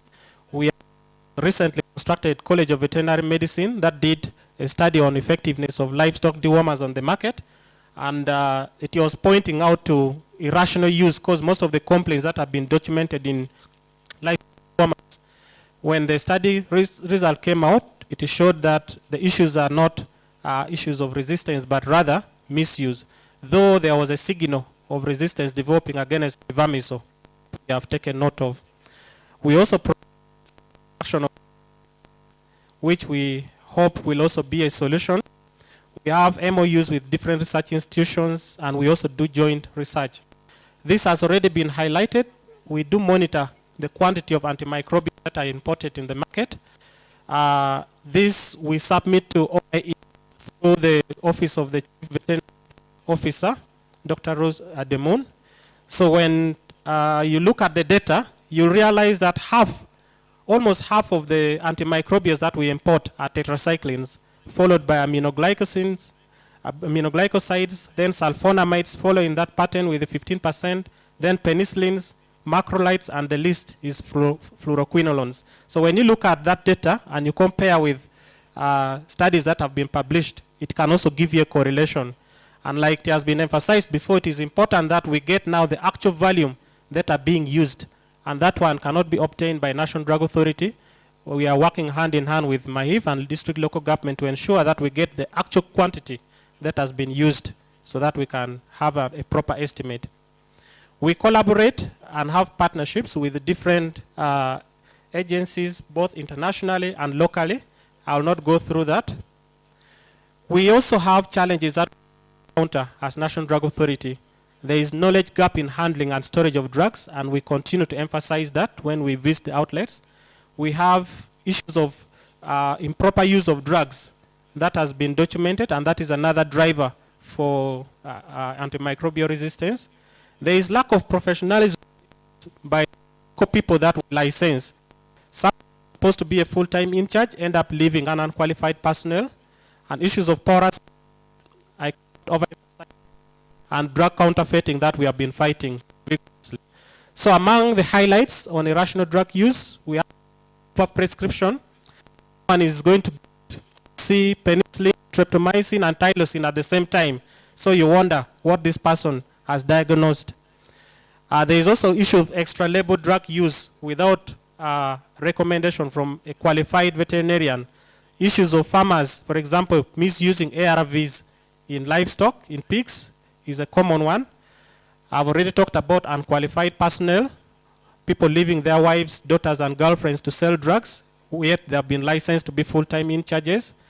Issues of wrong storage. When the drug manufacturer has highlighted that you protect the drug away from light, people keep it in open display, and all this affect the quality of the drugs. Much as we emphasize vaccination, but the handling of vaccine is a very big challenge. So we have noticed that there is inappropriate cold chain facility and management, and we have embarked on assessment and auditing of all the cold chain facilities, both in the public sector and in the private sector, to ensure that the quality of the vaccines are maintained along the supply chain. People also keeping unauthorized products that can lead to cross-contamination together with the vaccines, as you can see the samples in the pictures that I've highlighted. Porous borders leading to influx of unregistered drugs that we have not assessed. It is a big challenge, especially along the border with and issues of people getting empty vials of human drugs and using them to dispense in small volume microbials from drug outlets. So you find like that boy in the middle is trying to repackage in small vials of human drugs, some veterinary drugs in that bottle. So those are some of the critical things that we find in the field. Someone has already highlighted the gap that we have in the law. Much as we arrest and we prosecute these people, the penalty actually encourages these people to continue doing the damage they are causing. Someone is made to pay only 2.4 million for something which is so big as counterfeiting of drugs. So we need to revise the law. So going forward, we want to ensure that we strengthen collaboration with the different stakeholders, awareness creation. We continue with the training of the technical people on the ground. We need to ensure there is improved access to quality, safe, and efficacious antimicrobials on the market. We are also strengthening pharmacovigilance, like we have highlighted before, to ensure that the public follow their roles of reporting any unwanted effects that could be caused after use of a drug.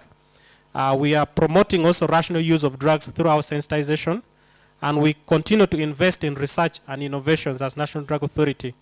And to make it as a summary, issues of good distribution practice is one of the biggest things that we are looking forward to implementing to ensure that accessibility to these antimicrobials are done in the right way. I want to thank you very much for listening to my presentation. Thank you very much, Dr. Pira.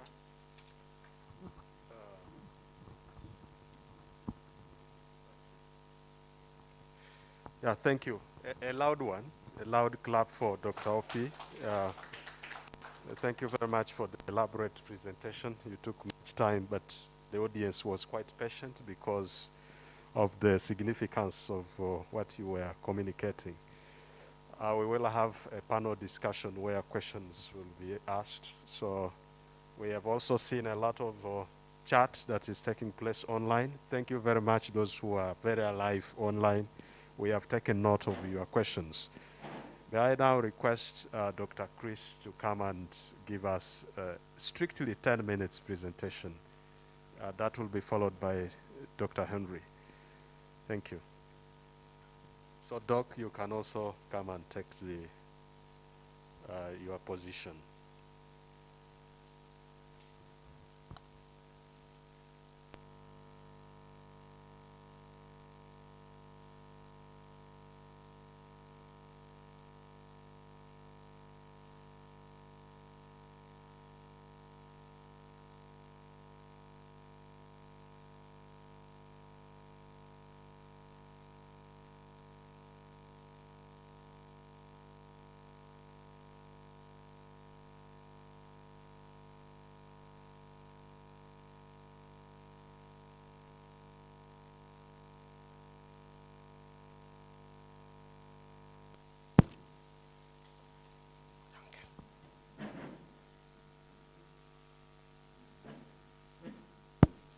So good afternoon.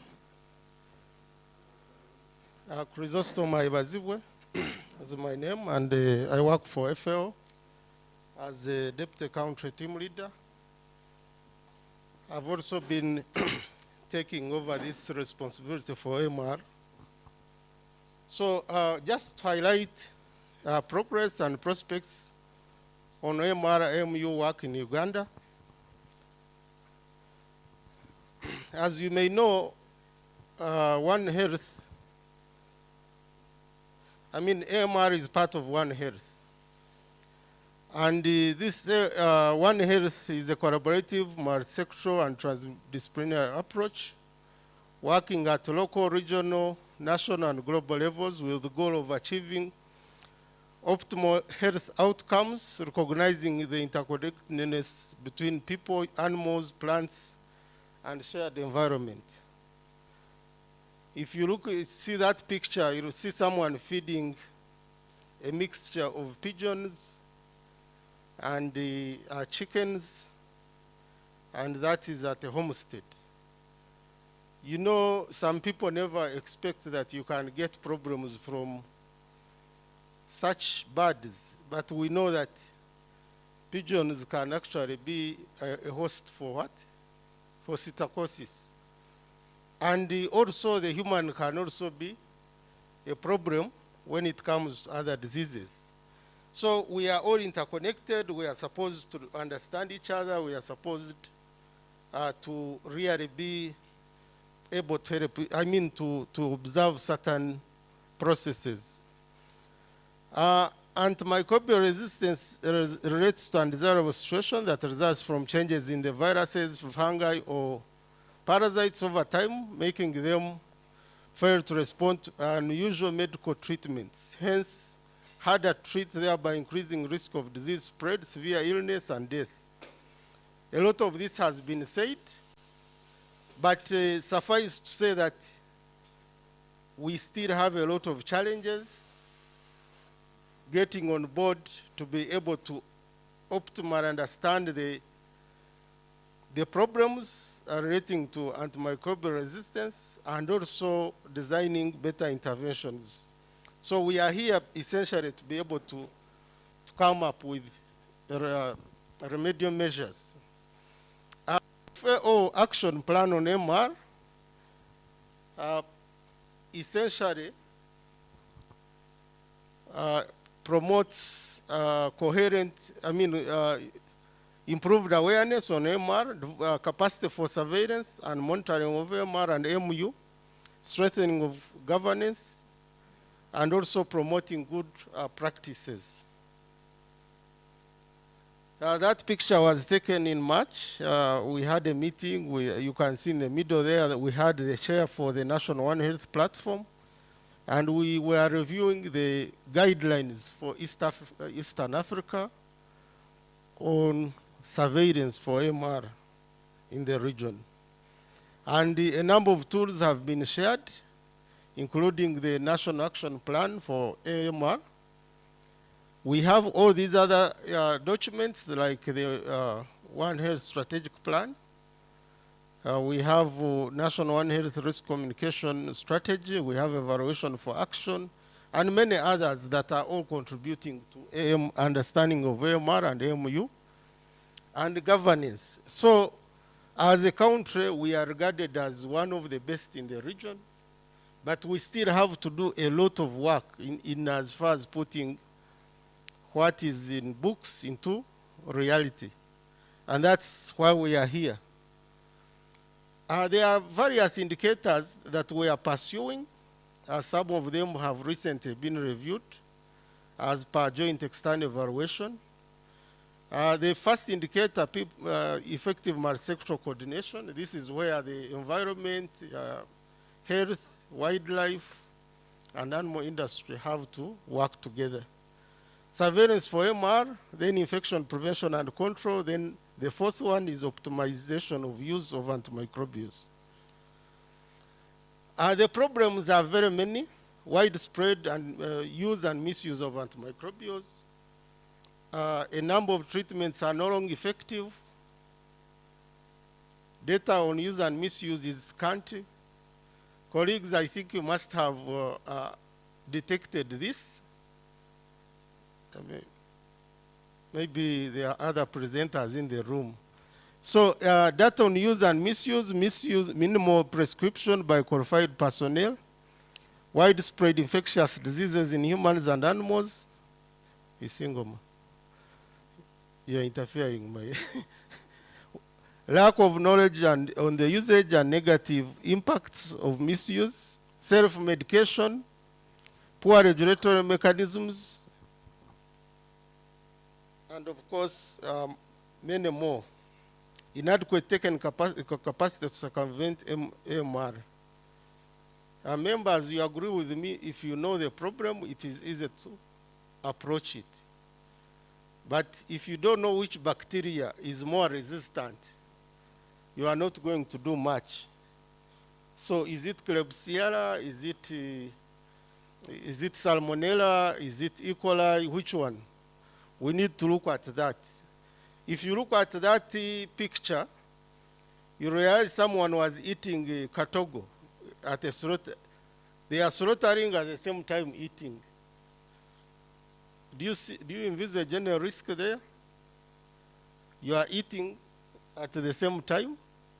You know the aerosols can go into the food and you are likely to get all those agents we are talking about.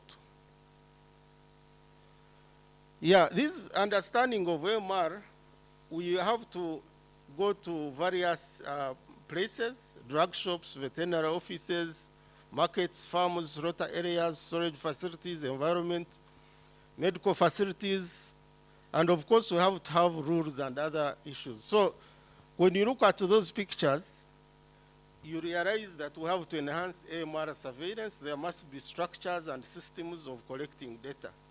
But when you visit most of these places, you find the moment. Do you agree? The systems are still very, you know that it is very hard now to track and trace. As a result, if you eat an egg or you are taking meat or milk, sometimes, I mean, you are not sure because no tests have been done to really be sure to have the standards. So there are some activities that have been done by the team. As you have heard, the surveillance plan has been developed. Priority pathogens identified as E. coli, Campylobacter, Salmonella, and Enterococcus. MR national focal persons are in place. Partnerships and coordination mechanisms are operational, although they still have a lot to do. Reference centers are coming up for being able to detect these agents. Identification of sentinel farms. This is something we have to work on. Then impacting on knowledge, attitudes, and practices. This is one of the biggest issues we have to address. How do you get people change the practices? If you are used to eating katogo at slaughter, how will you change? Yeah, I think I'll not go through most of that, but allow me to say that In the recent past, we have been able to promote understanding of AMR and MU by doing pharmaceutical value chain mapping studies and some selected CAP studies. Data will be shared, supporting review of IPC policies, guidelines, and governance. That's still work ongoing. Support data value chain studies, laboratory support, setting MR One Health Coordination Committee mechanisms, especially at the district level.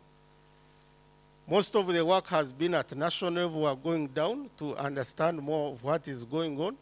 And as a result, we have been promoting setting up of these district AMR committees.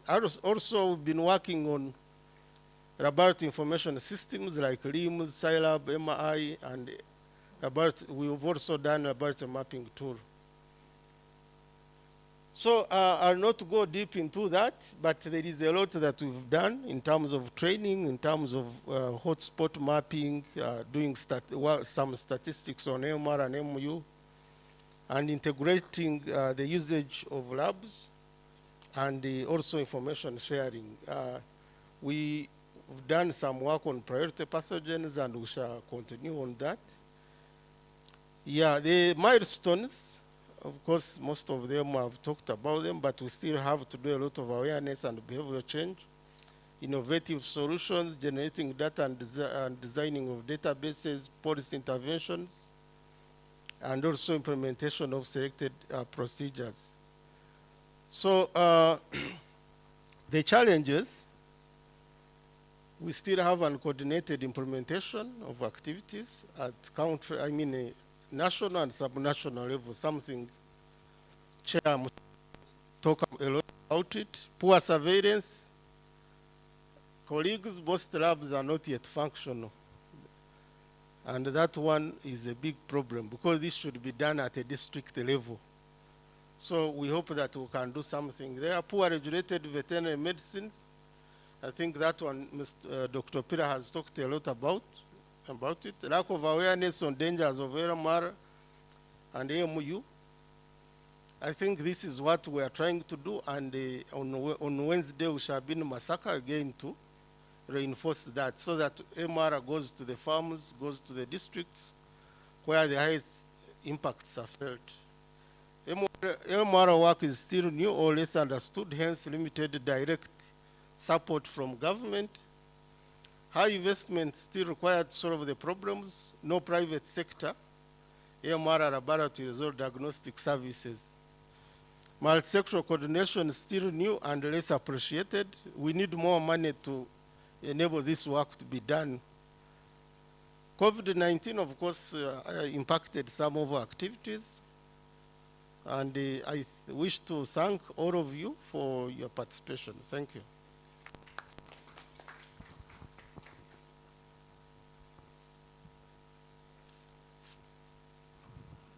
So thank you very much, Dr. Chris.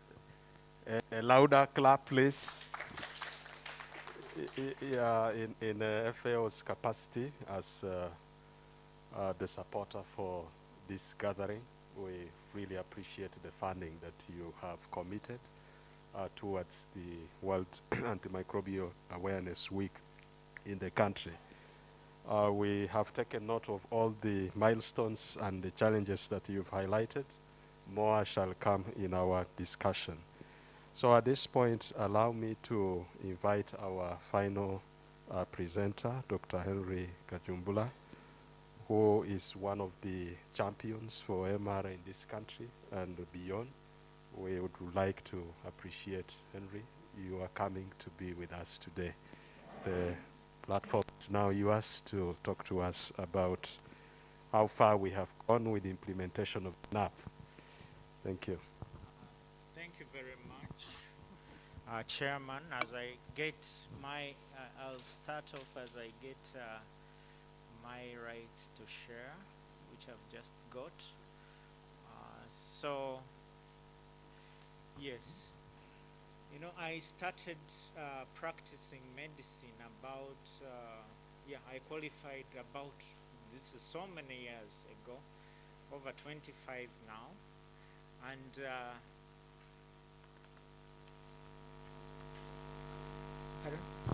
Is the screen now on? Sorry.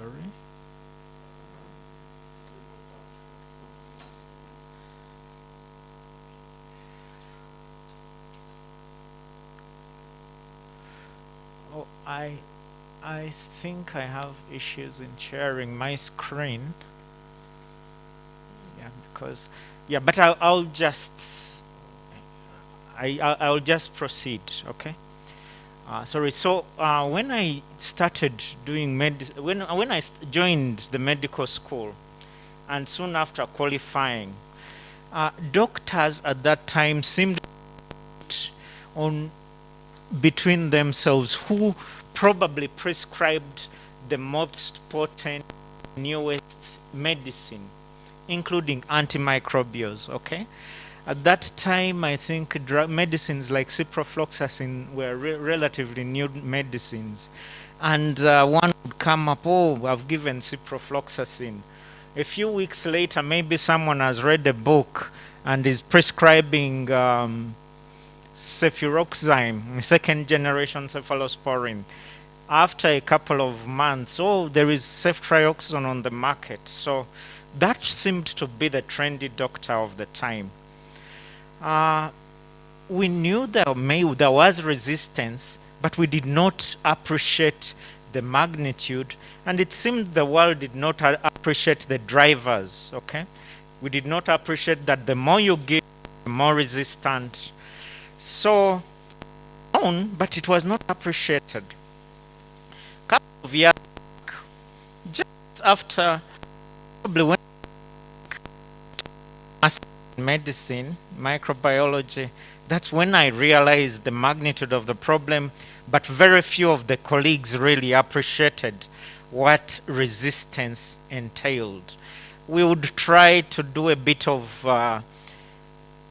information to them, but they little did they appreciate. Around 2015, we really said we must do something as a country, and that's when efforts to develop the national, first of all, antimicrobial resistance surveillance plan, later which morphed into development of the national antimicrobial action plan developed. And in 2018, we were able to launch this plan. We know the 5 strategic objectives of the plan. I'll share them, but we generally know them. Increasing, promoting awareness and understanding, improving infection prevention and containment, optimizing the use of antimicrobial medicines in humans and animal health, strengthening knowledge and evidence-based through surveillance, and investing in research and innovation.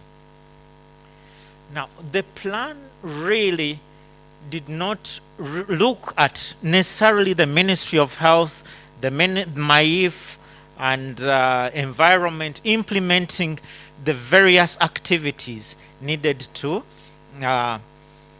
achieve these objectives. But it was rather to coordinate, to provide direction of various players, to direct various players, and also mobilize resources. And from the foregoing discussion, we can see that various players have come in to implement the various activities. So it's not Ministry of Health that is implementing, not necessarily MAIF, but various key players. And among those key players include the various partners, both the development partners like WHO, FAO, and IOE, Fleming Fund have played critical roles in making sure that we implement the plan, the global health security partnership projects. So all these have played very, very critical parts in ensuring that we implement the plan. And I think that is exactly what was meant to be.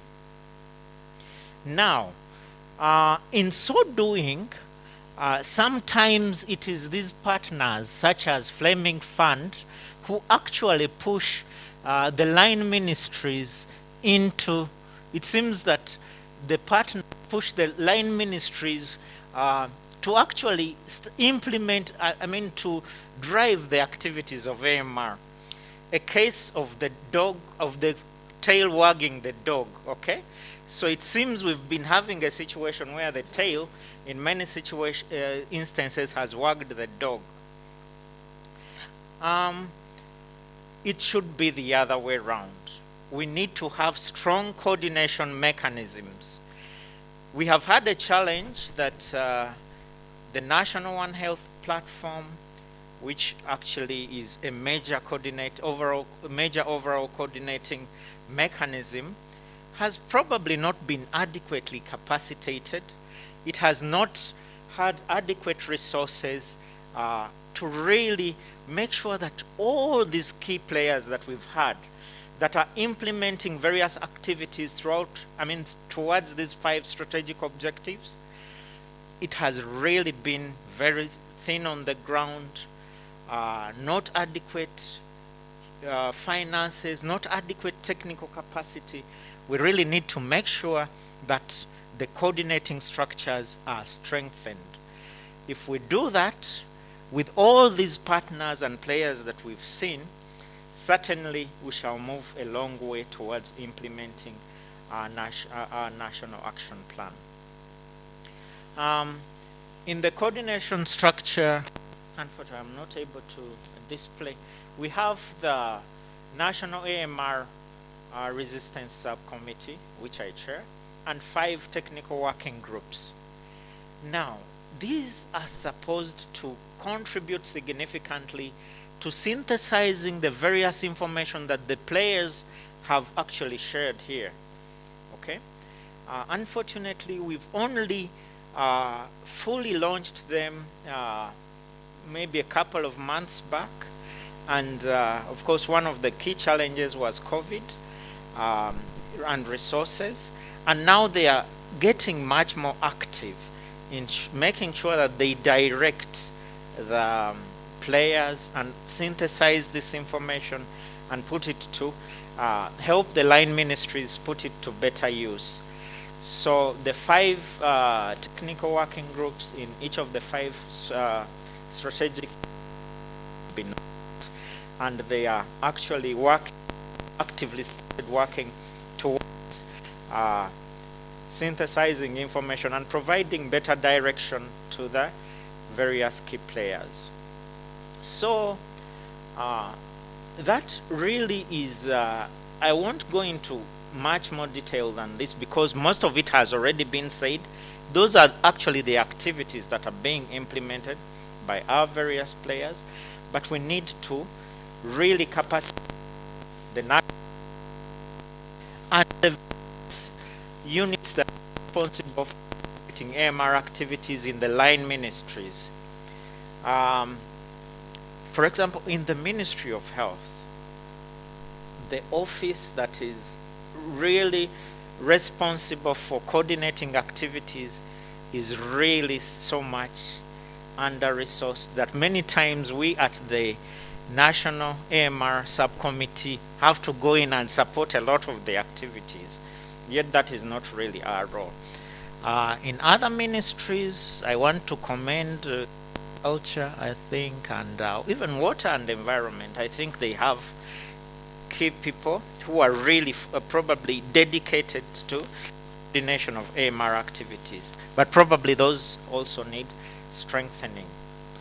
And we need to support the activities of the National AMR Subcommittee and the technical working groups better as well. I would like to end by saying that AMR is a big problem. Various players, including the universities, have significantly, but one research group that really research group doing work on antimicrobials in society, AMIS. These are anthropologists who set out to go into the communities and really find the reasons people use antimicrobials. And key among those are that the health services are inadequate. A person will use an antimicrobial because they can't have their hernias operated on because of a weak health center that is not capable of operating on the hernia, and the antimicrobial is the only thing that they can probably use to alleviate, at least psychologically, their pain. The farmer will invest all their money, and if they have a thought that the antimicrobials will protect the chicken and pigs from dying, they will inevitably use the antimicrobials. So antimicrobials have been used to prop up failures in our healthcare systems, in our socio-economic systems, and need to strengthen the network that protects these the system that protects these antimicrobials and ensures that our antimicrobial National Action Plan against antimicrobial resistance is implemented. So thank you very much.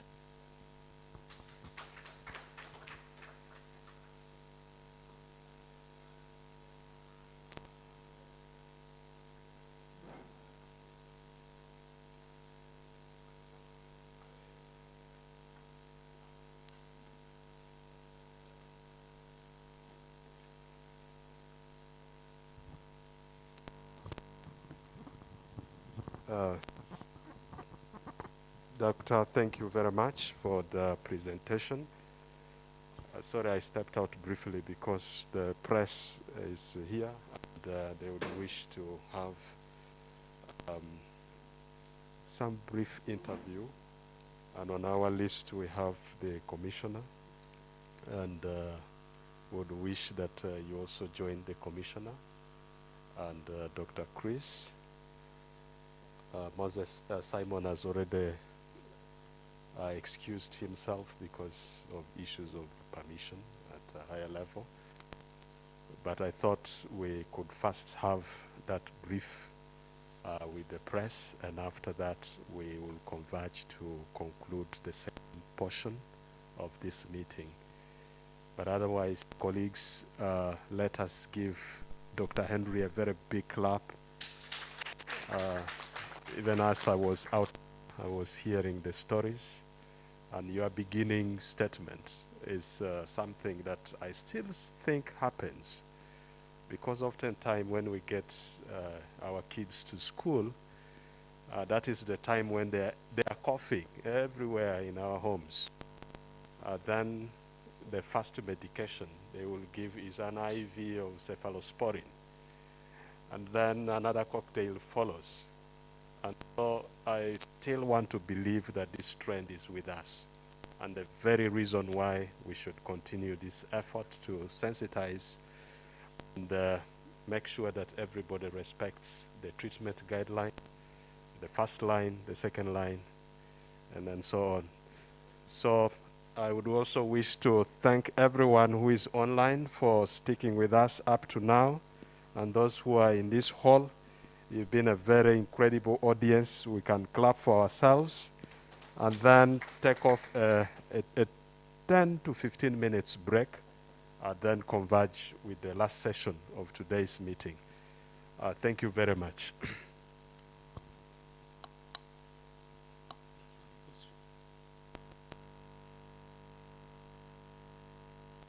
For the questions, audience, do we tackle these questions now, or we come after the press briefing?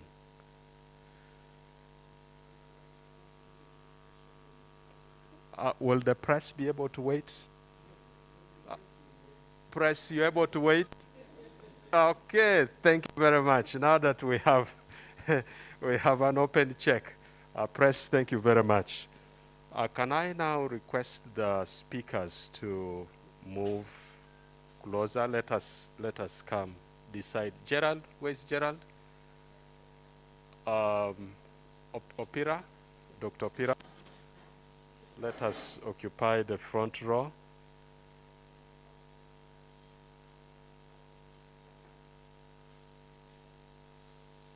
So the next episode will be chaired by Dr. Rose Ademun. But colleagues, as we wait for the speaker to take their seats, there are some issues that came out very strongly, and these were emphasized by all the speakers.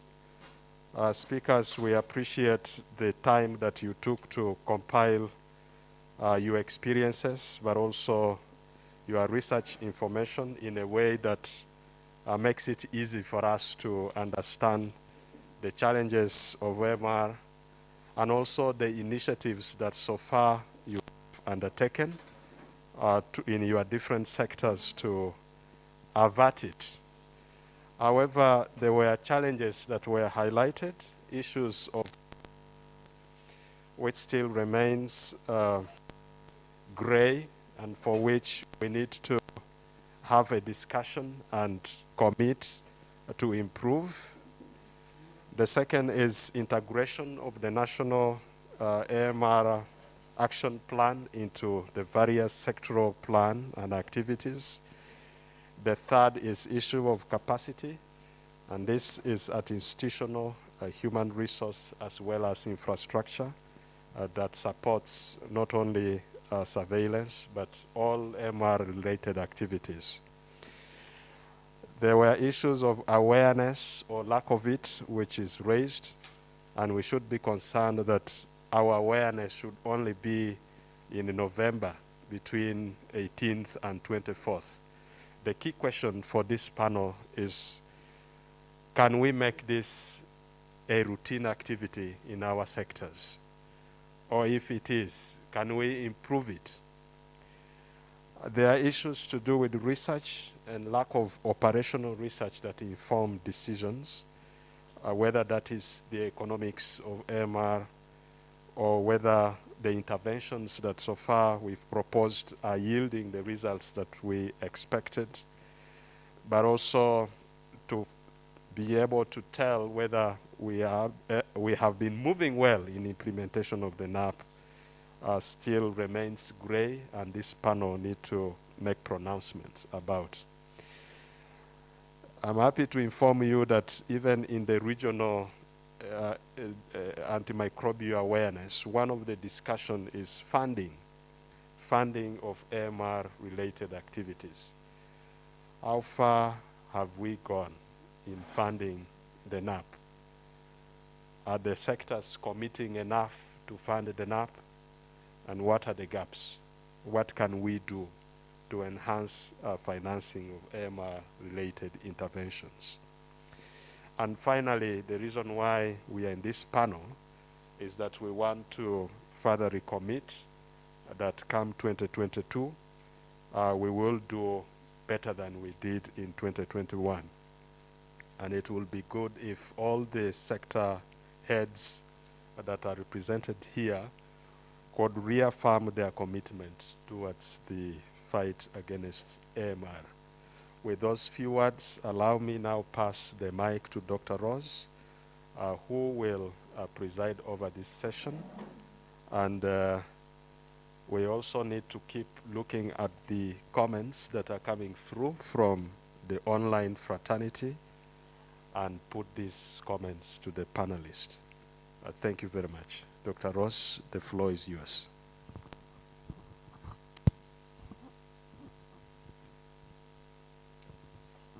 Good afternoon, ladies and gentlemen.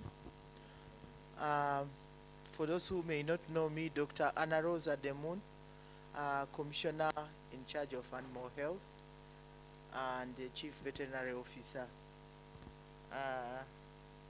I'm happy to have this opportunity to chair the discussion session, and given that I am one of the people who should actually be answering the question, so I'm the most suitable to be answering the questions.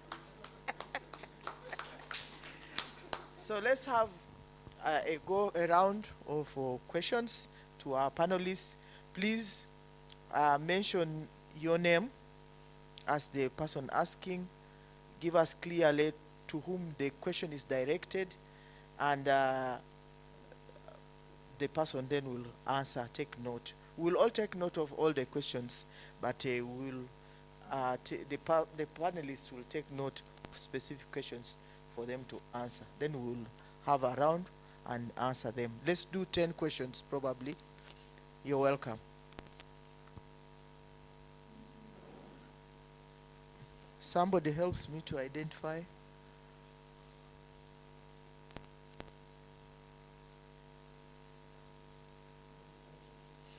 Online or within, physically? Yes. Your hand up. Okay. Only one mic. So we shall have one.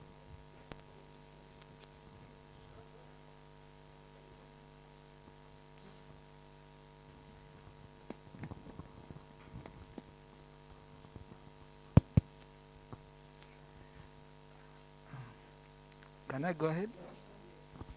Thank you. My name is Olum William, senior pharmacist based in Olum William. My question would actually go to Dr. Terence, but I think all the colleagues in the veterinary sector could handle it.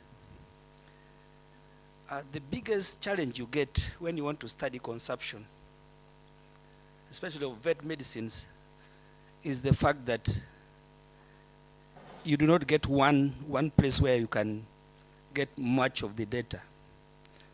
This, when you compare it with the human drugs, if you go to national drug stores, it gets all the medicines for all the public facilities. And we are talking about more than 6,000 government.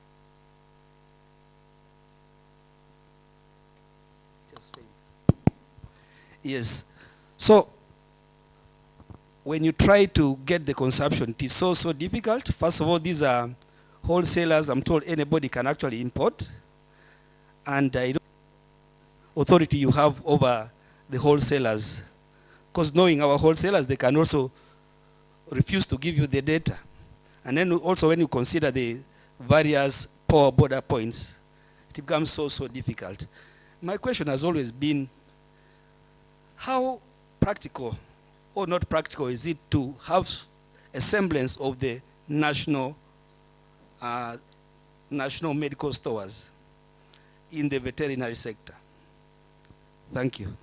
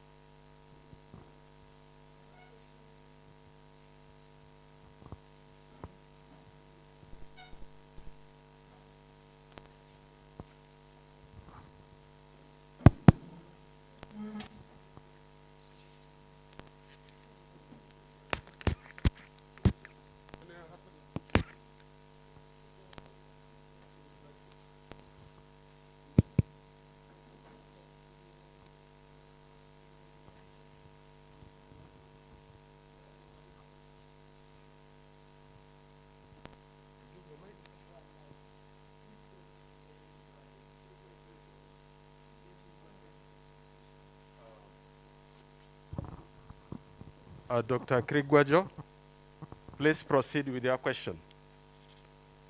Thank you so much, Dr. Patrick. Mine is about, it is a concern. One, it's about the dumping of waste, pharmaceutical waste, which find its way into the water bodies.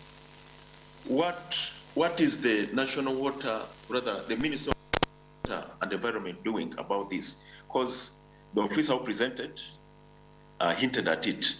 He told us that it's a challenge, but he didn't tell us what measures, mitigation measures they have in place to handle it or to mitigate the vice.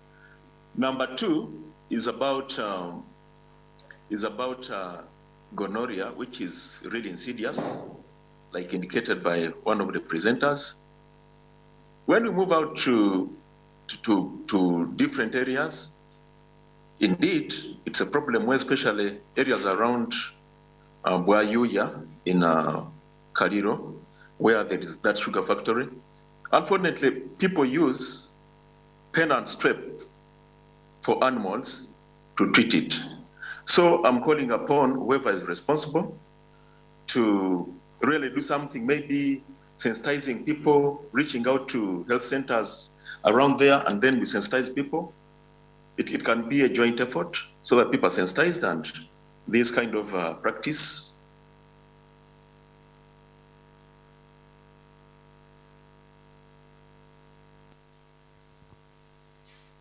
Kijana, have you finished the question?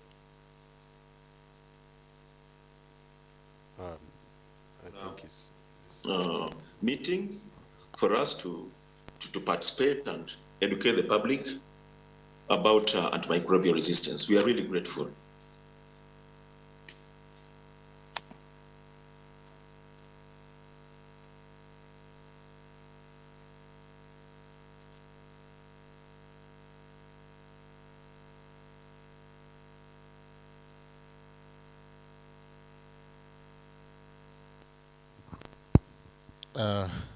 Thank you, Madam Chair. My name is Emmanuel Isengoma, Senior Veterinary Officer, Minister of Agriculture, Animal Industry and Fisheries. Almost all the speakers talked about the weak coordination of the in addressing AMR and other related One Health challenges. Since the chair is here, I think also other stakeholders and partners, I think we need to have a plan or at least clear actions that need to be taken and commitment to see that we strengthen the coordination at the One Health office, Secretariat. We as partner sectors, we have actually had issues and challenges when it comes to coordination. And indeed, we need to come up with very clear steps that we are going to take to strengthen this coordination. We need to support the One Health platform. I know it is there in the documentation. It is there in, it is mildly there in action. So we need to take very clear steps. Thank you. I think we need actions right here. So Chair, Dr. Isengoma is saying this is where action should be taken. Anybody else? Okay, there are people online. Can somebody help me to identify them? Dr. Lally, please go ahead.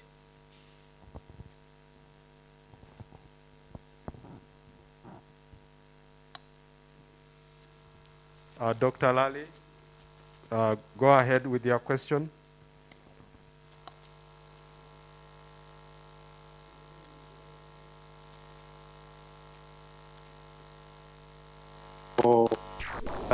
Antimicrobial resistance, and it is being implemented.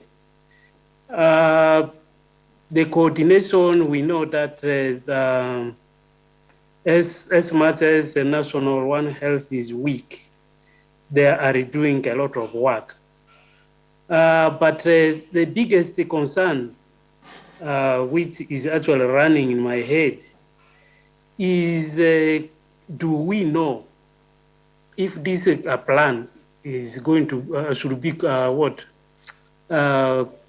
implemented incomplete? Do we know how much it costs? It looks like actually we are scratching from one side, this side, and then we are looking for actually, passively looking for actually who is there to give us some resources to implement. As I participated from WHO supporting the development of the National Action Plan. But to the best of my recollection, the indicative figures that are actually put in the plan were actually the different groups actually I think through we have not actually done a proper costing for this plan.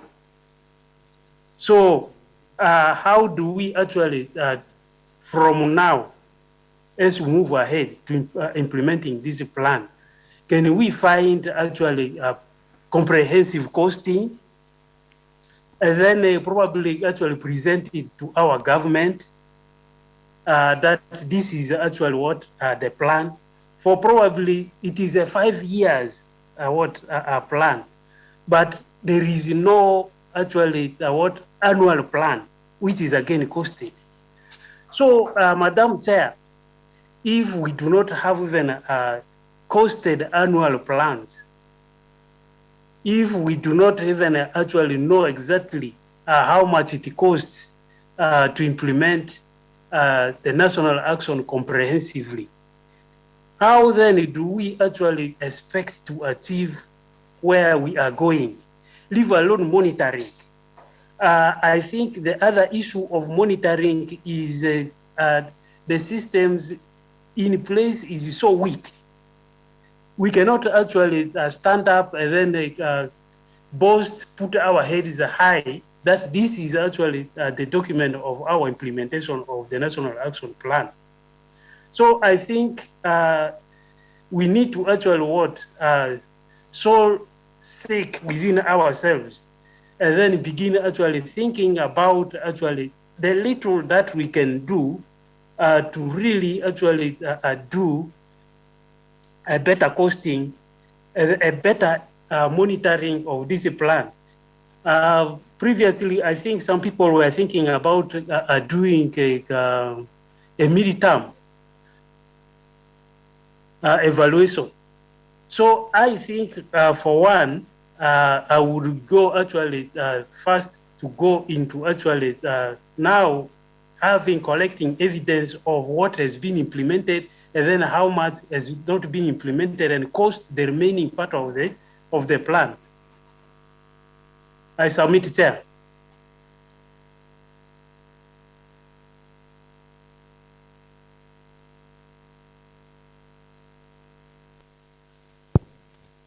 Jackson Twebaze online, please give your comment.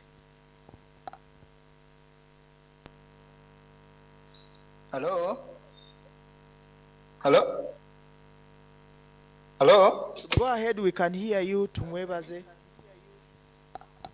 Oh, thank you, Dr. Demon and the team and the panelists. Thank you for the presentation and for everything you are informing us about. My question is go to the NDA representative and Dr. Teresodoch, who has been able to do research in the supply chain of the veterinary drugs in the market. I happen to be working in that kind of profession, though currently I'm working with the local government. However, these are my observations. To be outlined, one, by the NDA representative. What is the role of a pharmacist, especially in the veterinary drug pharmacies? Because so happens that these pharmacists just come and pick their salaries. Nothing they do. Nothing they do. And that one impacts the whole process of the pharmacovigilance. You ask yourself now who is responsible for pharmacovigilance in these systems. And in the end, you find out these salesmen and the people who go on distributing drugs, they will just go on distributing. Because at the end of it all, these distributors are after sales, are after their income. They are not after the quality of the products that they give out to the general public. And in the end, you find farmers are being affected, vets who are also using the drugs are being affected, and in the end, you find out that animals are not getting cured. Why? Because maybe in one or the other, the quality of the products that were sold in the market were not good. Then another question goes to Telesodoch. There is a very big gap in the pharmacovigilance on the same note. I happened to attend a training which was organized by NDA, was it in 2019? And we happened to have someone from South Africa who was trying to educate us about pharmacovigilance. And the NDA team were there. But to my surprise, it so happened that there is no institution responsible for training and making people qualified, very well qualified for pharmacovigilance.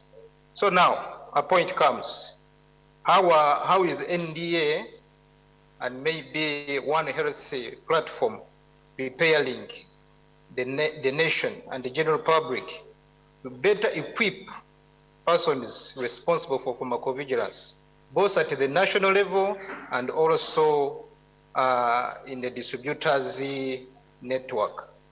Thank you very much. I beg to submit. Hello? Thank you. Any other, Chris, who is online? Hello? Yes, please. I think I'm done. Thank you very much. You'll be responded to.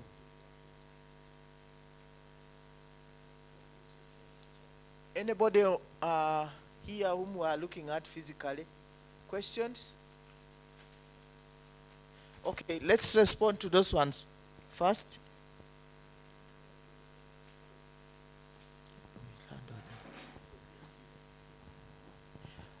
The press, we'll come to you and give you information. We are still discussing. Can we have the press move out? This is still at discussion level, and we don't want you to capture wrong things. We want to give you filtered information, correct information. Yes, please.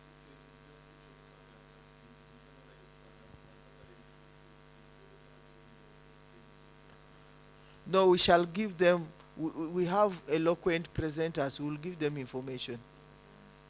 Thank you.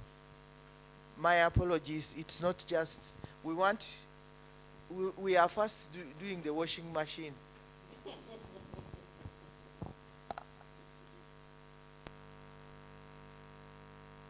Terence, please go ahead.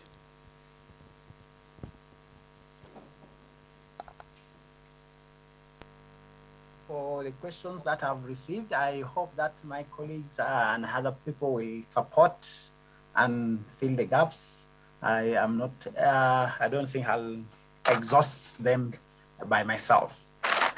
Dr. Habed had raised the issue of farmers getting drugs. Terence, for orderly purposes, you know the questions that were directed to you. Read out the question and say pass, and maybe propose to whom you're passing. Then, so that we make sure that we are covering all the questions. Don't just skip them and assume. Thank you. Them and assume. Thank you. Them and assume. Thank you. Them and. Okay, thank you, Dr. Ross and Commissioner. The question was by Dr. Habed William. He was concerned, he sent her in a chat. He's concerned that farmers, NDA emphasizes that farmers should access medicine, and he's asking what should be done. Because in my presentation, I think I made it very clear that farmers are getting drugs directly without prescription, and drug shops are able to sell to them medicine even when they are not prescribed. So I think this is a complex matter which needs a lot of engagement. We need to engage the farmers themselves to understand and know the implications of buying drugs that are not prescribed. They need to know that drugs are not ordinary goods that you just go and buy. They need to be in contact with professionals, particularly vets and paravets who are locally available, probably who could also examine the animals before they make the prescriptions. They need to understand the implications of what AMR means to their farming enterprises. but also particularly the system should also be there to support them. What I know also for sure is that a lot of farmers are lacking support. Extension support is a bit poor. And then sometimes most of our farmers are small scale farmers who may not have the capacity to pay adequately and the private practitioners. So as I said, this is a complex question that needs a lot of engagement with farmers, with stakeholders, and of course the people who are selling them drugs. What I found out is that sometimes we are also employing people who are not qualified, the salespersons. And so they also need to be prepared that really we don't just dispense medicine to farmers. They should encourage farmers to come with prescriptions. They should know that there are laws exist that regulate what kind of drugs can be sold directly to farmers and what kind of drugs need to go through the right professionals. For that question, I can stop there. And then there was a concern of Dr. Olum. He said, he gave some background and he ended up saying, can't we have a semblance of national medical stores for the vet sector? Because it is easier in the human sector to get to know volumes and quantities of drugs that are being consumed. And this is not the case in veterinary drugs. The challenge in veterinary drugs, as he rightly put out, we don't have a coordinated, we don't have data capture system which is good enough. I know there are efforts by NDA, there are efforts by MIFE to develop a system to capture data on antimicrobial use. However, I think this, as I said, this also needs maybe other people, or especially the authorities, the commissioner, you are there, the MIFE, you need to engage your NDA, you need to engage and see what kind of support and what systems should be put in place similar to NMS for the animal sector. This is actually, I think, a complex matter, but of course, without a structure that can help us regulate and determine what we are consuming, many times we are going to face real challenges, because in my experience of the work I've done, I have seen even some of the drugs are coming. A lot of the drugs are coming in, which may not be captured at the higher level. I think those are the two I can answer for now directly, and I can leave other colleagues to contribute to this question. Thank you.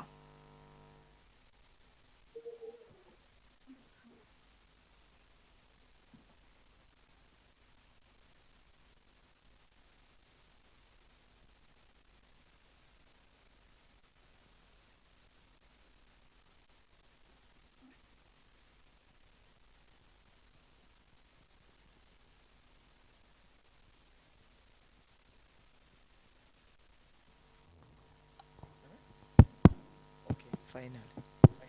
Okay. Thank you very much, Terence Odoch, for trying to respond. I will finally go last to answer the balanced question which you've left. Can we have somebody else? There was a question to...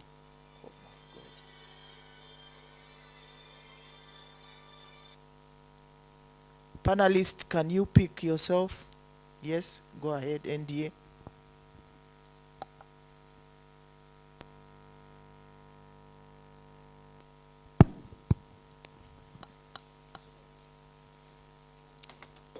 Thank you very much. I think a number of questions were addressed to Dr. Terence, but I think some of them were supposed to be addressed to me.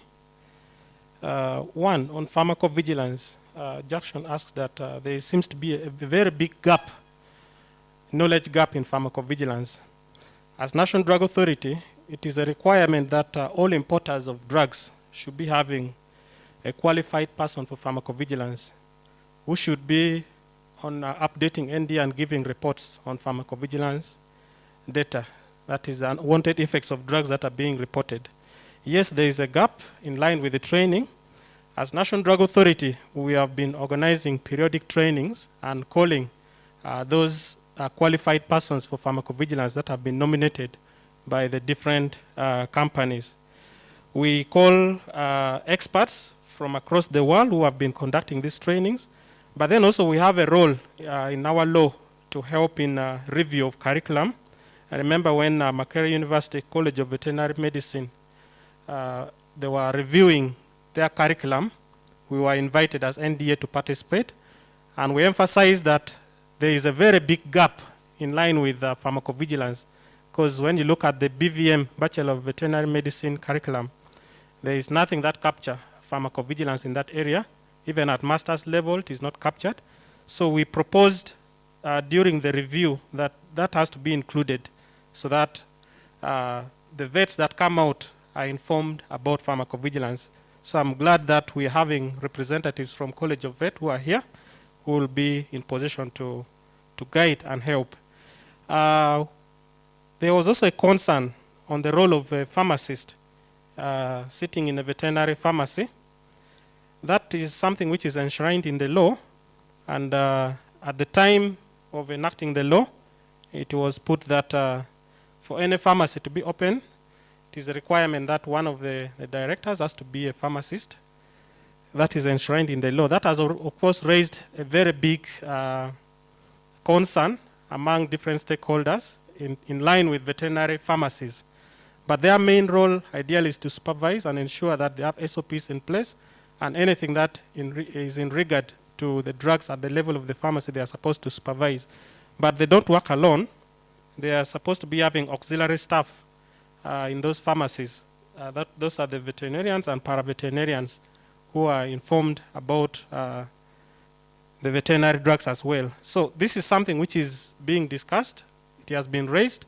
I cannot say much about it because that is something which is in the current law. Israel also raised some question on the chat. He said, what are the estimate of fake drugs that are in circulation on the market? We normally do post-market surveillance. We keep sampling drugs on the market and we take to the lab.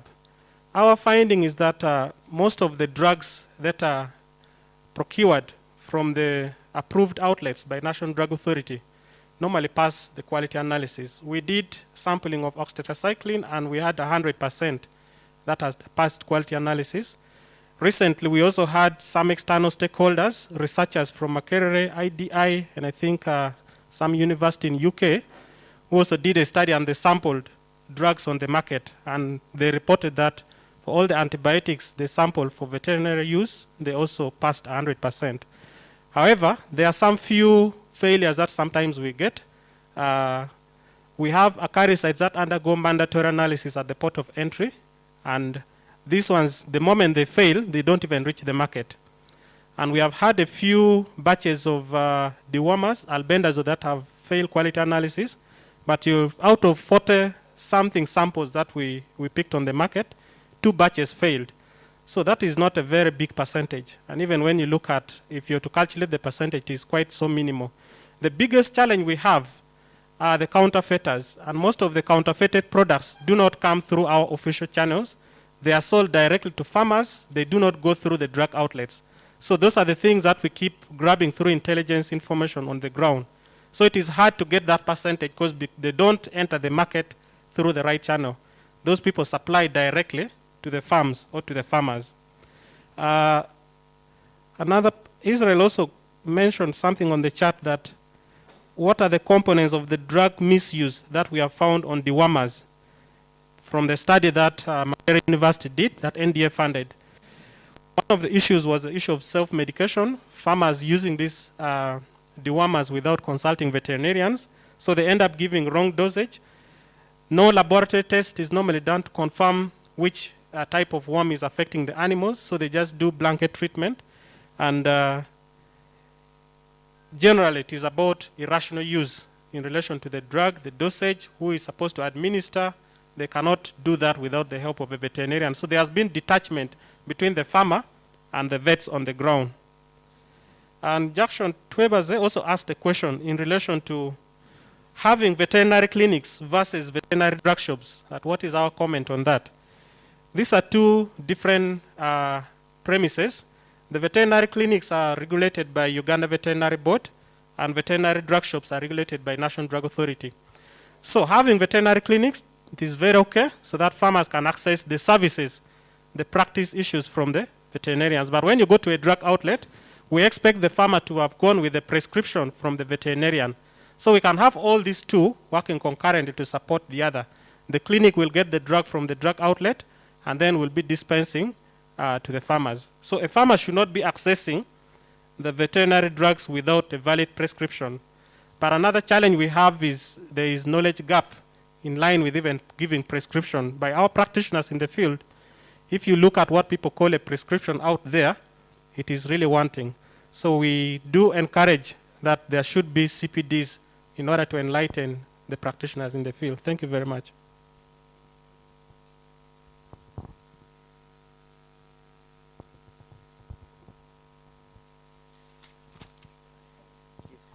Thank you very much, Commissioner. I just wanted to add my comments. Fred Tututu is my name, a senior lecturer from Pharmacy Department, Makerere.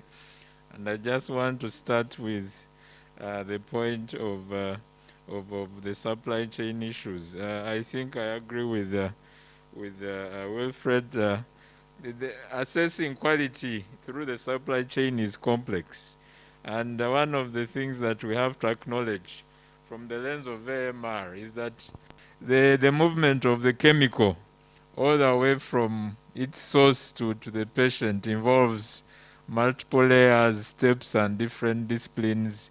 And the reason why NDA, for instance, is very strict on the different stages is to guarantee that the quality of the product as provided by the manufacturer is the same quality that the patient receives. I think a lot of the time discussions go into which discipline or which profession should be in charge. I think for me the best way is to know that all professions play their part as the chemical moves from its source in the plants through the manufacturing, through the distribution system to the patient. And the key issue is probably like AMR, it is a multi-stakeholder process. And one of the things that has actually been highlighted for AMR is that AMR is a wicked problem, a problem where we all think somebody else is doing the wrong thing. It is us who are right, and yet the results of what they are doing actually lead to exhaustion of a resource. So I've called it the tragedy of commons. We all like to point fingers. It is the doctor, it is the lab person, and yet all of us actually have a role. And I think for me, having that perspective is very important and contributing. And the aim of this week is that we all have a role to play to save our antimicrobials, and it is important that everybody's role is actually critical. I'll then touch two other things. The issue that was raised, I like to commend WHO and partners for proposing that costing tool for the AMR NAP. And I think as a country we need to support that in line with probably a midterm review to see where we are and what we need to improve. But of course the other thing that we've talked about is that the AMR action plan needs to then be integrated into specific plans, because I think that one of the things we have to realize is that the commissioner, the chief veterinary officer, already has a sector strategic plan, the agriculture plan, where AMR issues should actually be captured as represented. And I'm sure that those sector plans are actually usually costed. So I think the key issue is for us to have clarity. Most of the time, it is the final implementer who comes up with the cost. But those costs, as I agree, can then be integrated at a higher level to form what is considered the overall cost of the NAP. The last point is about coordination. I think that I think the default for many of us and institutions is to work in silos. So there is a bit of inertia. But as I noted earlier, I think we've made progress from 2015 to where we are now. And for me, my comment is we have to learn as we go. Acknowledge where the gaps are, but also acknowledge where the gains are. Coordination in itself is a lot of work, and it is work that is actually not budgeted for. Many of us in our TORs and job specifications, there's no session where they say you'll spend time following up with the MIF people. Yeah, and so on and so forth. So it is something that sometimes we blame ourselves for, but it's just, I think, the design that many of us have clear terms of references that assume that we're actually going to work alone. We never acknowledge the costs and efforts required to bring people together, to build consensus, and to move at the same speed. So the summary for me is this is a case of where we borrow from implementation science. We learn as we go and correct. Thank you very much. I'll then hand over back to the chair.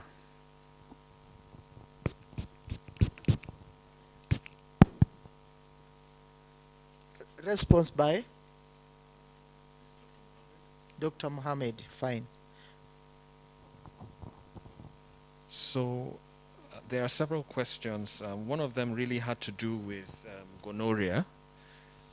And it was really about making us aware that there was a possibility that in some areas drugs actually intended for animals were being used, and what could be done about that. I think the NDA can also comment, but it's really, once that happens, you can use one kind of message to deal with many different problems that can be happening in society. So just being very clear by NDA that, you know, people should not use drugs intended for animals, you know, can be a high-level way of dealing with that as well as other problems.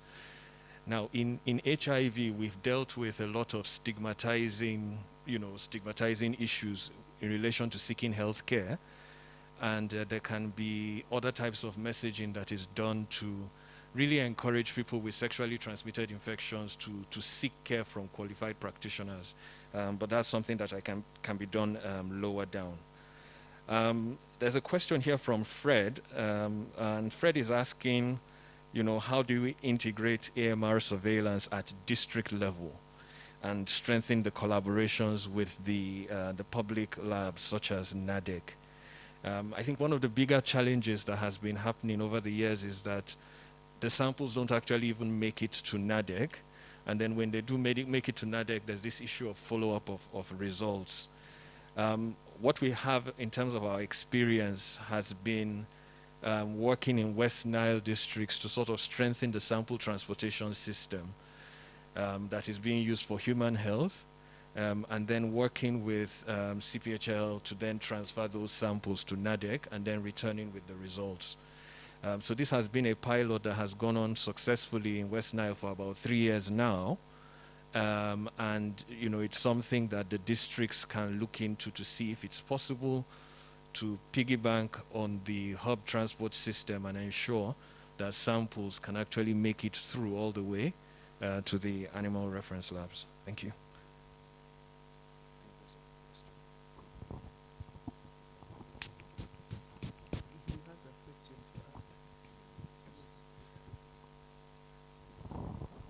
This is Simon Etimu from the Ministry of Water and Environment.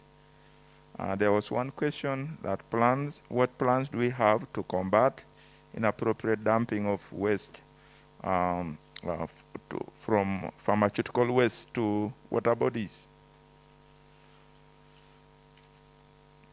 Dumping is, first of all, an illegal activity, and we must take a note of that. But in terms of pharmaceutical waste, they are normally wastes that are generated by facilities like hospitals and, of course, pharmacies, but they are wastes that are maybe not even generated in large quantities. But under the Environment Act, there are provisions of how such waste is managed. I can categorize this in two ways. One, point kind of sources, whereby you have like the pharmaceutical industries, where during the manufacturing process, that waste is released to the water bodies. Under that arrangement, we have what we call the waste discharge permits, whereby we control the substances that really are discharged into the water bodies. So that is for a point source. But in cases of generation of waste under maybe like hospitals, that there is normally a process to do that, and there are licensed companies that are normally given that assignment to safely discharge them. So that license is given by the National Environment Management Authority, and of which the Ministry of Water is part of membership of that committee. It's a multidisciplinary committee that gives licenses to do that. It licenses places, gazetted places for disposal of such waste, and also companies that are licensed to transport it to ensure that it is safely disposed. So I think under this, there are regulations really in place, and there are licenses to do that, to ensure that they are not dumped. And the license provides for monitoring to ensure that records are always kept of how much waste it is, what was the composition, and so on. But to inappropriate, this one is really an illegality, which sometimes we have to use the police to try to track them, and also the local government. So to address these ones, the only thing that we have in place, I think this is this is all our responsibility. NDA, I know does that also, to ensure that people do that, don't do, dump, and the awareness is normally created even under the Ministry of Health, and environment too. So I think this is just a question of awareness, which we do as part of our sensitization in terms of proper waste management. Thank you.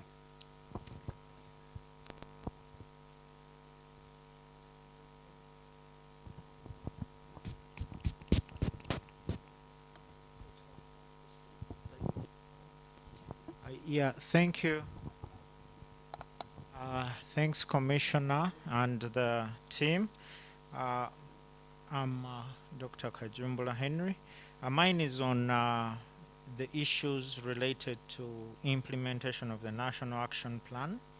M&E, the midterm evaluation is certainly critical. I agree with William and the others. We really need to keep, actually not just midterm, but we need to at least annually keep reviewing where we are, where we need to go, because implementation of this is a reiterative process. You check where you are. Many of the things may have been overcome by events, many of the things, so it's a reiterative process. And that also brings us to the comprehensive budgeting. Well, I think a budget for a 5-year plan will always be indicative rather than really a comprehensive one, because as we've said, it's a reiterative process. Many things will be overcome by time and events. So yeah, maybe more strategic is to really continuously keep checking on our national. We already have the indicative plan, but we need to keep doing the annual work plans. And this again needs the strong coordination. It needs the strong coordination of the line ministries and the One Health Platform Secretariat. So again, yes, coordination is one thing. Strengthening coordination is one thing that we need to do. The NAP, while again we emphasize the need for government to contribute to the funding, yes, they certainly have to play a bigger role. But in the foreseeable future, I see partner funding is going to play a key role. So this coordination is really very key to continuing to point the partners in the right direction. Thank you.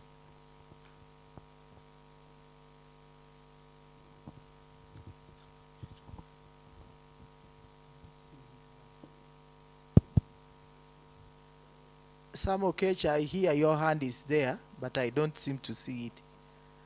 Sam Okech, do you want to say something?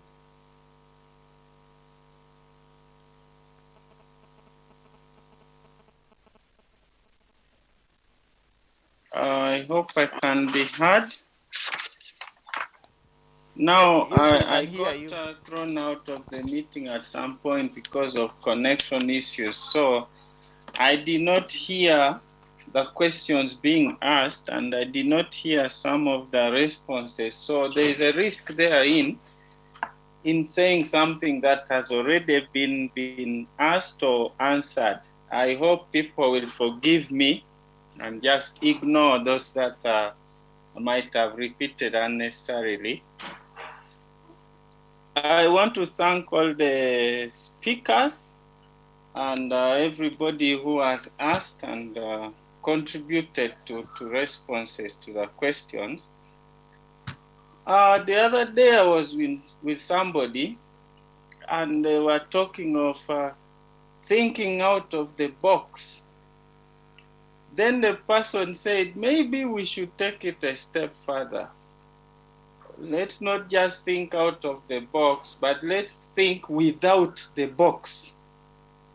And I think this is something that we have to demonstrate in terms of One Health. But I would like to put some questions to the panelists. It is not every day that I get the opportunity of meeting brilliant people in one place and picking their brains, because I also want to improve. So some of the things I'm going to comment on are not necessarily things that we do every day. There may be things that sound awkward or weird, but perhaps we have to commit them to some thought.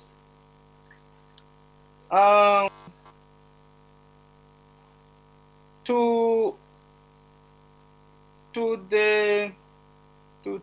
the NDA colleague, OP, thank you for the wonderful presentation. And I do appreciate when you say you are in the field in one district, you take a certain long period of time doing your work, which I commend very much. And I want you to think of taking it another step higher. You probably have to consider, in the spirit of One Health, and particularly matters of AMR that touches on various disciplines and various sectors, you might have to go back and think about running joint awareness programs. It might not be very good for you to go on your own and you focus on the mandate of NDA, and yet you could have tagged along with somebody from Ministry of Health, Ministry of Water, or Ministry of Agriculture, or indeed somebody from the regulatory bodies, so that once you're there, you're addressing several issues at the same time in the spirit of One Health. I know the next question is going to be, who is going to fund them? And this is where I want to challenge us to think without the box. We are still in the box in terms of funding activities related to One Health operations. I fund my staff and they go. If the other organization has no funding for its staff, that is it. Now that for me is still keeping inside the box. I think let's get out of the box and even move it further to thinking without the box. Let us work out mechanisms of collaborative funding. If I know that the Nurses Council is so vital when I'm going to inspect drug outlets out there, but Nurses Council has no money, what is wrong with the NDA perhaps funding that member to come along with the NDA staff?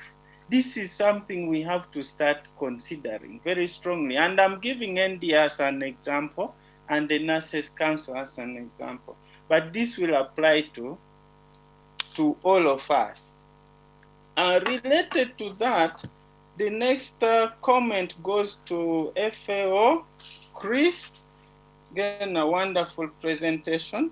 Something that caught my ears and that I'm very passionate about, that is connected to what I've just said, is strengthening operations of partnerships. We are now together on the One Health platform. And where I sit and what I can see from outside, there is tremendous need to strengthen.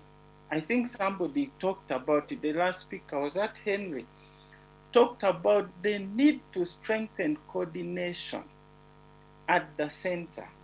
But that does not go alone.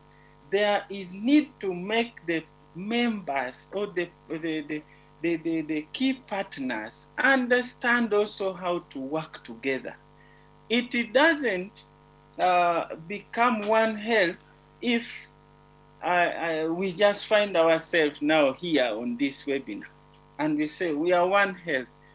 There is still something missing. I think we have to strengthen partnerships in all aspects of One Health, and particularly in dealing with AMR. So I want to challenge FAO. If that objective is strong enough for them, and if there are resources to do it, I think we could work through a concept note to strengthen operations of partnerships, so that through a process and through a period of time, we work through with the members on the One Health platform, so that partnership is strengthened and we get to know who does what, when, and then we all move on together like a nice team, either basketball or football team. And then two, the other thing that I want FAO to start considering with reference to AMR and zoonotic diseases at some point, again, this is without the box, the contribution of companion animals. I know FAO is so concerned about food animals, livestock, but there is a need to start focusing also in the other direction, because once ignored, it remains a source of a problem continuously, especially for AMR, because these companion animals, we live very closely with them, more closely than we live with our goats or pigs. So there are issues in there that we need to start looking at. So when you look at the animal, let's start broadening our scope of which species we are dealing with. To the university, I want to, I don't know whether Francis is still on, and Terence, I know I'm part of the university, but perhaps they sit at higher levels than I do, so they may have greater influence in this. I would like to challenge the university. I know that OP has tried to help and said the university invited us to contribute to curriculum development. But I think matters of AMR, we want to see a lot of this introduced early in the life of a student. This is not just for veterinary, but for all other affected disciplines.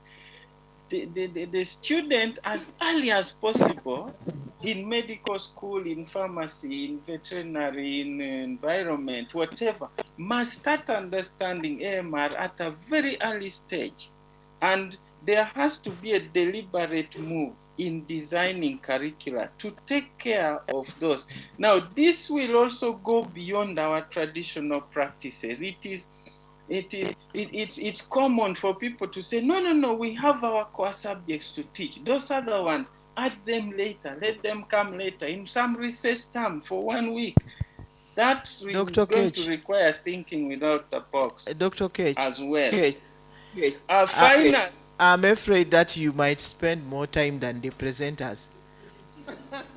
I'm sorry. They enticed me. Let me just say the last thing. Like I said, it's not every day that I find brilliant people together, and I want to learn a lot from them so that perhaps I also get closer to them. I would like each of them to make a comment. Last week we had COP26 discussing climate change issues. I want them to reflect and make a comment on the linkage between AMR and climate change. Is there a positive link? Is there a negative link? Or there is no link at all? Thank you very much, Madam Chair.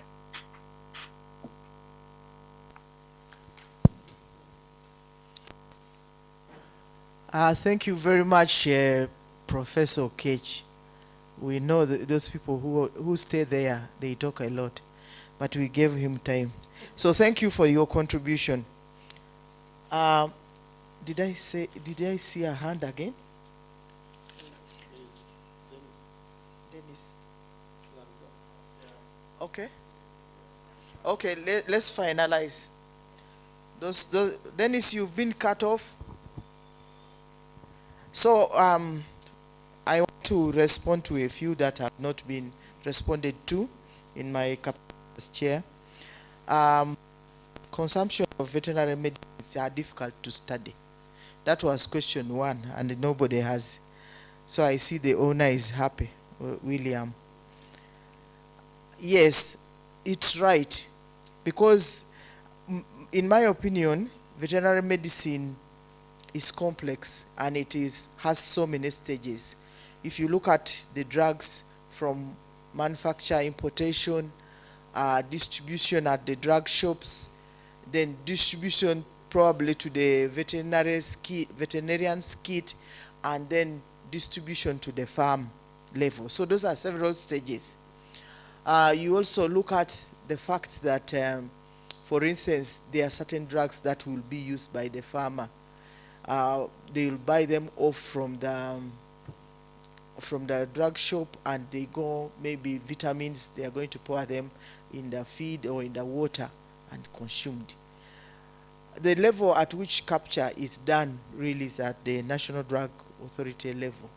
And those are the drugs, as my colleague Dr. Opira said, those are the levels that are coming genuinely. But you have a lot that also come in illegally. We have a lot of adulterations, a lot of those other things. That only tells us that what we are doing today is very important. I want at this point to say that what I could have said later, but I think it's good to say it now. The level at which we are doing AMR in our country is very good. But like if you look at this meeting today, when I checked online, when I check here, I see as if we are talking to ourselves. I don't see the farmer. I don't see the extension worker. So we are saying very good things which we said last year and which we said the other year to ourselves. For me, I think for us to make a change is we need to go down there to the farmer, and the farmer must understand antimicrobial resistance. Because the majority, we are just a few. As the technical people, we are few. But the actual users and abusers are down there. For the veterinary profession, it's mainly in the poultry industry, in the piggery, people just add things and so on. And I do not expect that our extension is going to be more than households. That is a nightmare. It's not going to be there. That there shall be at every pig farm where there is 2 pigs or 10 pigs, there will be a veterinary service provider. I don't think we are going to reach that level. Therefore, whoever will touch the antibiotic at that whichever point should be informed earlier of the dangers of antimicrobial resistance, and that will be by radio, by whatever, but it is that farmer which we should target, in my opinion. It is also, I am happy about the question of the Calido gonorrhea. The vets were very popular at university because they were always having those pen strip and injecting people. So that is a long-term effect which we have to look at. And therefore, we are looking at the farms, but we are looking at also human level misuse. So it is the misuse, the overuse, and so on, which we need to address, and it's not addressed in this conference. And I've already highlighted that. National medical stores is another question which he asked, that can't we have an equivalent? We expected in the veterinary profession at the time of formation of National Drug Authority that NMS was formed for human medicines, and probably in my thinking that NMS should have been handling both veterinary and human medicines. If it was not possible, then there should have been an equivalent. And we are trying to address those issues. We are now seated on that table to discuss those issues, because National Drug Authority, in my opinion, should have had an equivalent of NMS for the veterinary drugs. But that one we will stop there. It is under discussion. The veterinary services is trying to do something about it and try to get that type of arrangement. It also is challenging. It's not after I say it that it is going to happen.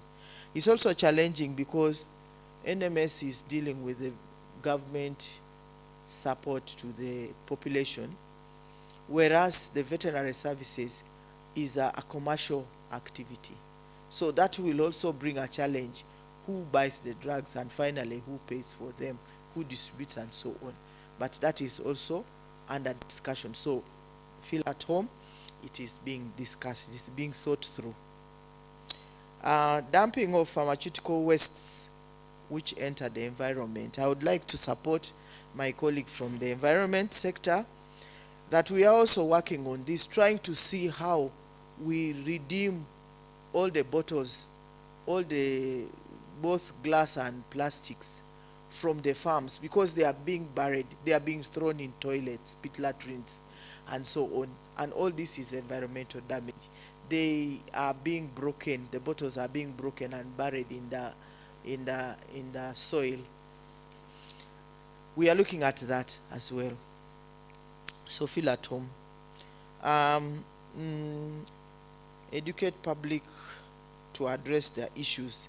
Yes, that was Kirwa Joe, and that's exactly what I have also said, that we have been talking to ourselves, and I'm hoping next year when we are talking, we are not talking to ourselves. We have to go back from here to re-strategize that our next discussion, which is 18th to the 24th of November 2022, we will have a different audience. We may be there talking, but the audience whom are we addressing should not be, it should be a lot different.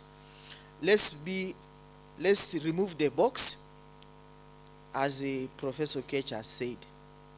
Weak coordination, that one I will not repeat. We've talked about it. We are seated here with our weak coordination, and we know it very well.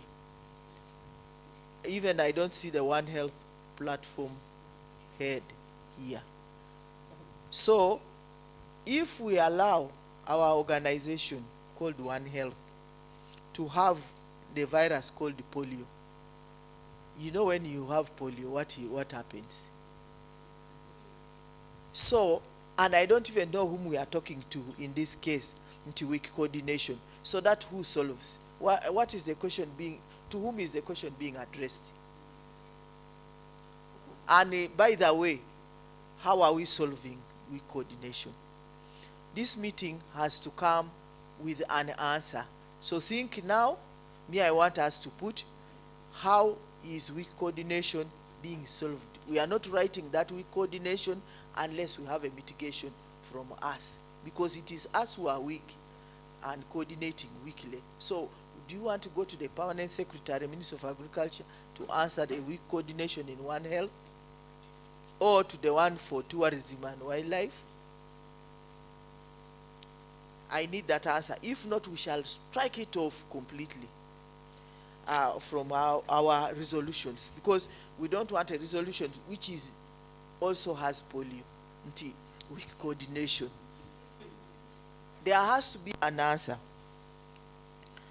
At that point, I want to say that we have been having teething problems for this One Health platform. And I'm telling you, we call them teething problems for One Health. But we use that word called the teething, and we know that when a child is born, it has no teeth. When it reaches a point, I hope this press is not listening to me. When you reach a certain age, you develop teeth. And usually you have diarrhea, because of teething problems. Really, are we going to have teething problems forever? Then we are still children. And so when are we going to stop being children? The question today, if not you remove that, it is no, there is coordination problem. Costing the NAP. I want to promise that we should cost the NAP when we are reviewing it in 2023. That's what I want to say. Because a non-costed thing, even when you take to the Permanent Secretary of Ministry of Agriculture with the statements that we shall do monitoring. And so, I think as a One Health platform, you should sit and say, this is how much we want to get from Ministry of Agriculture. And it is those figures that the Permanent Secretary will see as something which will make change to him. The PS might not even read the name of the item, you know, that budget thing. He may not read, but he will say, here, Minister of Agriculture, and he will start thinking through. And even us, in the Ministry of Agriculture, will carry the NAP and say, Mr. PS, sir, you are expected to fund this. If not, we will pluck it from the NAP and fix it in our annual work plans. And then we all know that this is what we are going to do. Otherwise, we need to have the NAP monitorable.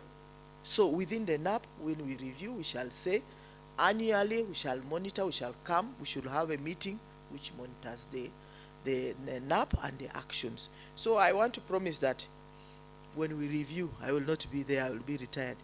When we review, so I'm telling you people will be there.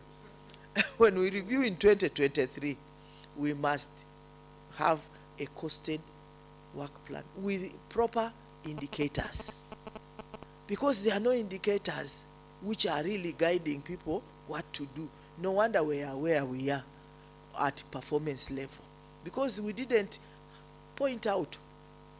There's nobody else. We cannot go back again to the Ministry of Agriculture, try and point up what we are going to do exactly, unless we point it out in NAP. And then when you come back to a meeting of this nature, then we shall ask each other, but if you were supposed to do this, and you are supposed to get this money, and so on. Even when a costed NAP, we can use it for going to these rich people here, this one here. Then we can ask for money. But when you ask for money for nothing, which they don't know, no wonder maybe they are creating activities which they are funding. But if they were in the NAP, they would say, for us, we shall fund this, and they pick a budget item. So I think a costed work plan is important. And therefore, the monitoring, we can put it within M&E. And you know, these days they call me log frame. So we must have a log frame within our NAPs. Otherwise, we will continue rotating like this, because we even have nothing challenging us. We didn't say it that this is what we will do. So even the monitor has nothing to challenge us on. When the monitoring and evaluation officer comes, they cannot take me to task, because the NAP didn't say it, that I was going to do this. So that's what we will do. We will review the NAPs. Then the role of pharmacists.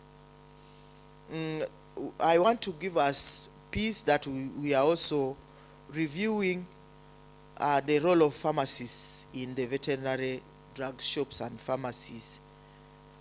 Because, of course, we will work on that. It is on the table.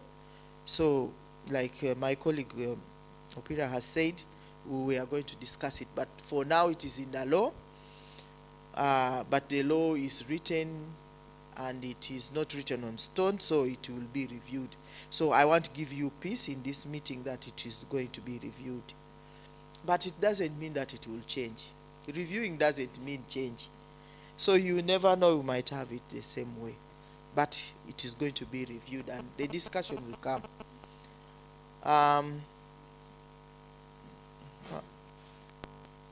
How is NDA One Health? I think I didn't pick that one well. Dr. Ketch, running joint awareness program. That is still coordination. I will not dwell on it because it is still the same. We've talked about One Health forever, but immediately there is a Rift Valley fever outbreak. Ministry of Health is much ahead, and then the vets are come in, and it has been on forever. So we are still teething. Maybe some 1 or 2 teeth have fallen off, but the permanent teeth have refused to come. Okay, we discussed that already. Partnerships and coordination, it is still the same. AMR and zoonotic disease contribution in companion animals. This is a very big, important point. We are closer to our companion animals. The other ones give us food, but sometimes we cook the food properly. But when we touch and there we go with coronaviruses, which are everywhere. So that is a very important issue which we should capture in our recommendations to ensure that pets are included. University early teaching. Dr. Ketch asked his own question, which he has an answer. So you are going to bring it at the invitations. Is good. Each to make reference for Dr. K has challenged us that AMR, is it related to climate change? So each one of us, as we do our last talk, please say something about climate change. I want to stop there for now and ask the coordinator, Dr. Vudrico, how we go next. Dr. Vudrico.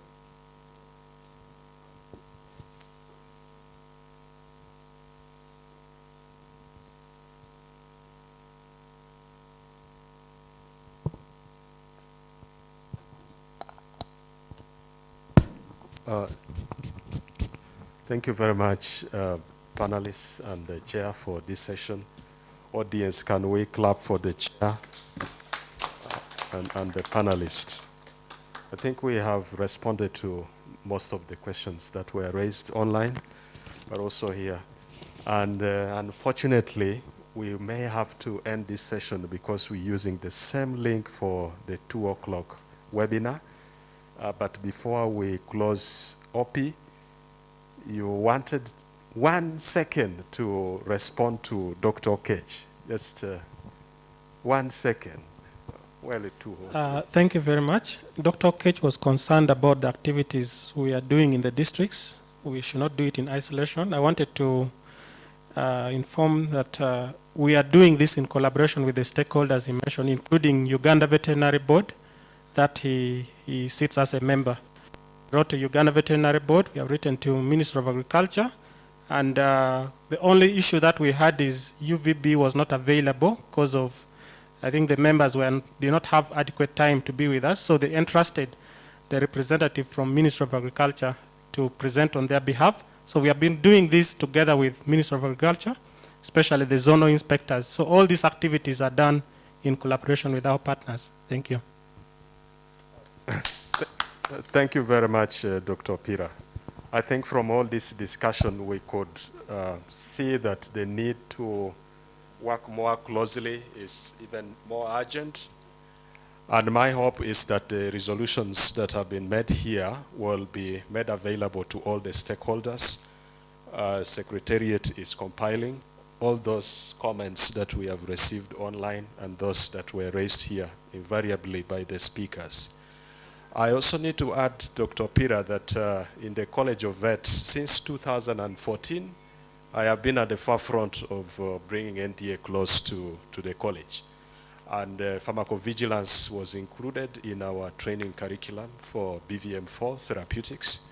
And every year we invite NDA to participate in training in as far as pharmacovigilance is concerned. So don't say nothing. You were also part of that. Yeah, so at this point, friends, let us call this a day. And once more, thank you very much to the MAIF team, to the One Health team, to IDI, to Ministry of Water and Environment, Dr. Tututu, Fred from College of Health Sciences, Dr. Kajumbala from the regional coordinating body for One Health, and then Opira from NDA, all the audience from your respective departments. We have learned a lot. The lessons that we've picked here, we hope will inform the review of the NAP that will be done in a year's time. And let's hope we will continue to hold the spirit of working together for a noble cause. And may God bless all of you for God and my country. Kwaheri for today.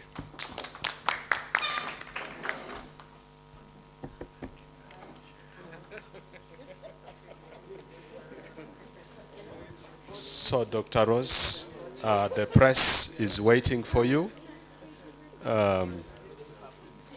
So those who are here, we can take a quick group photo here. Group photo, Doc, the press is waiting for you. Yes.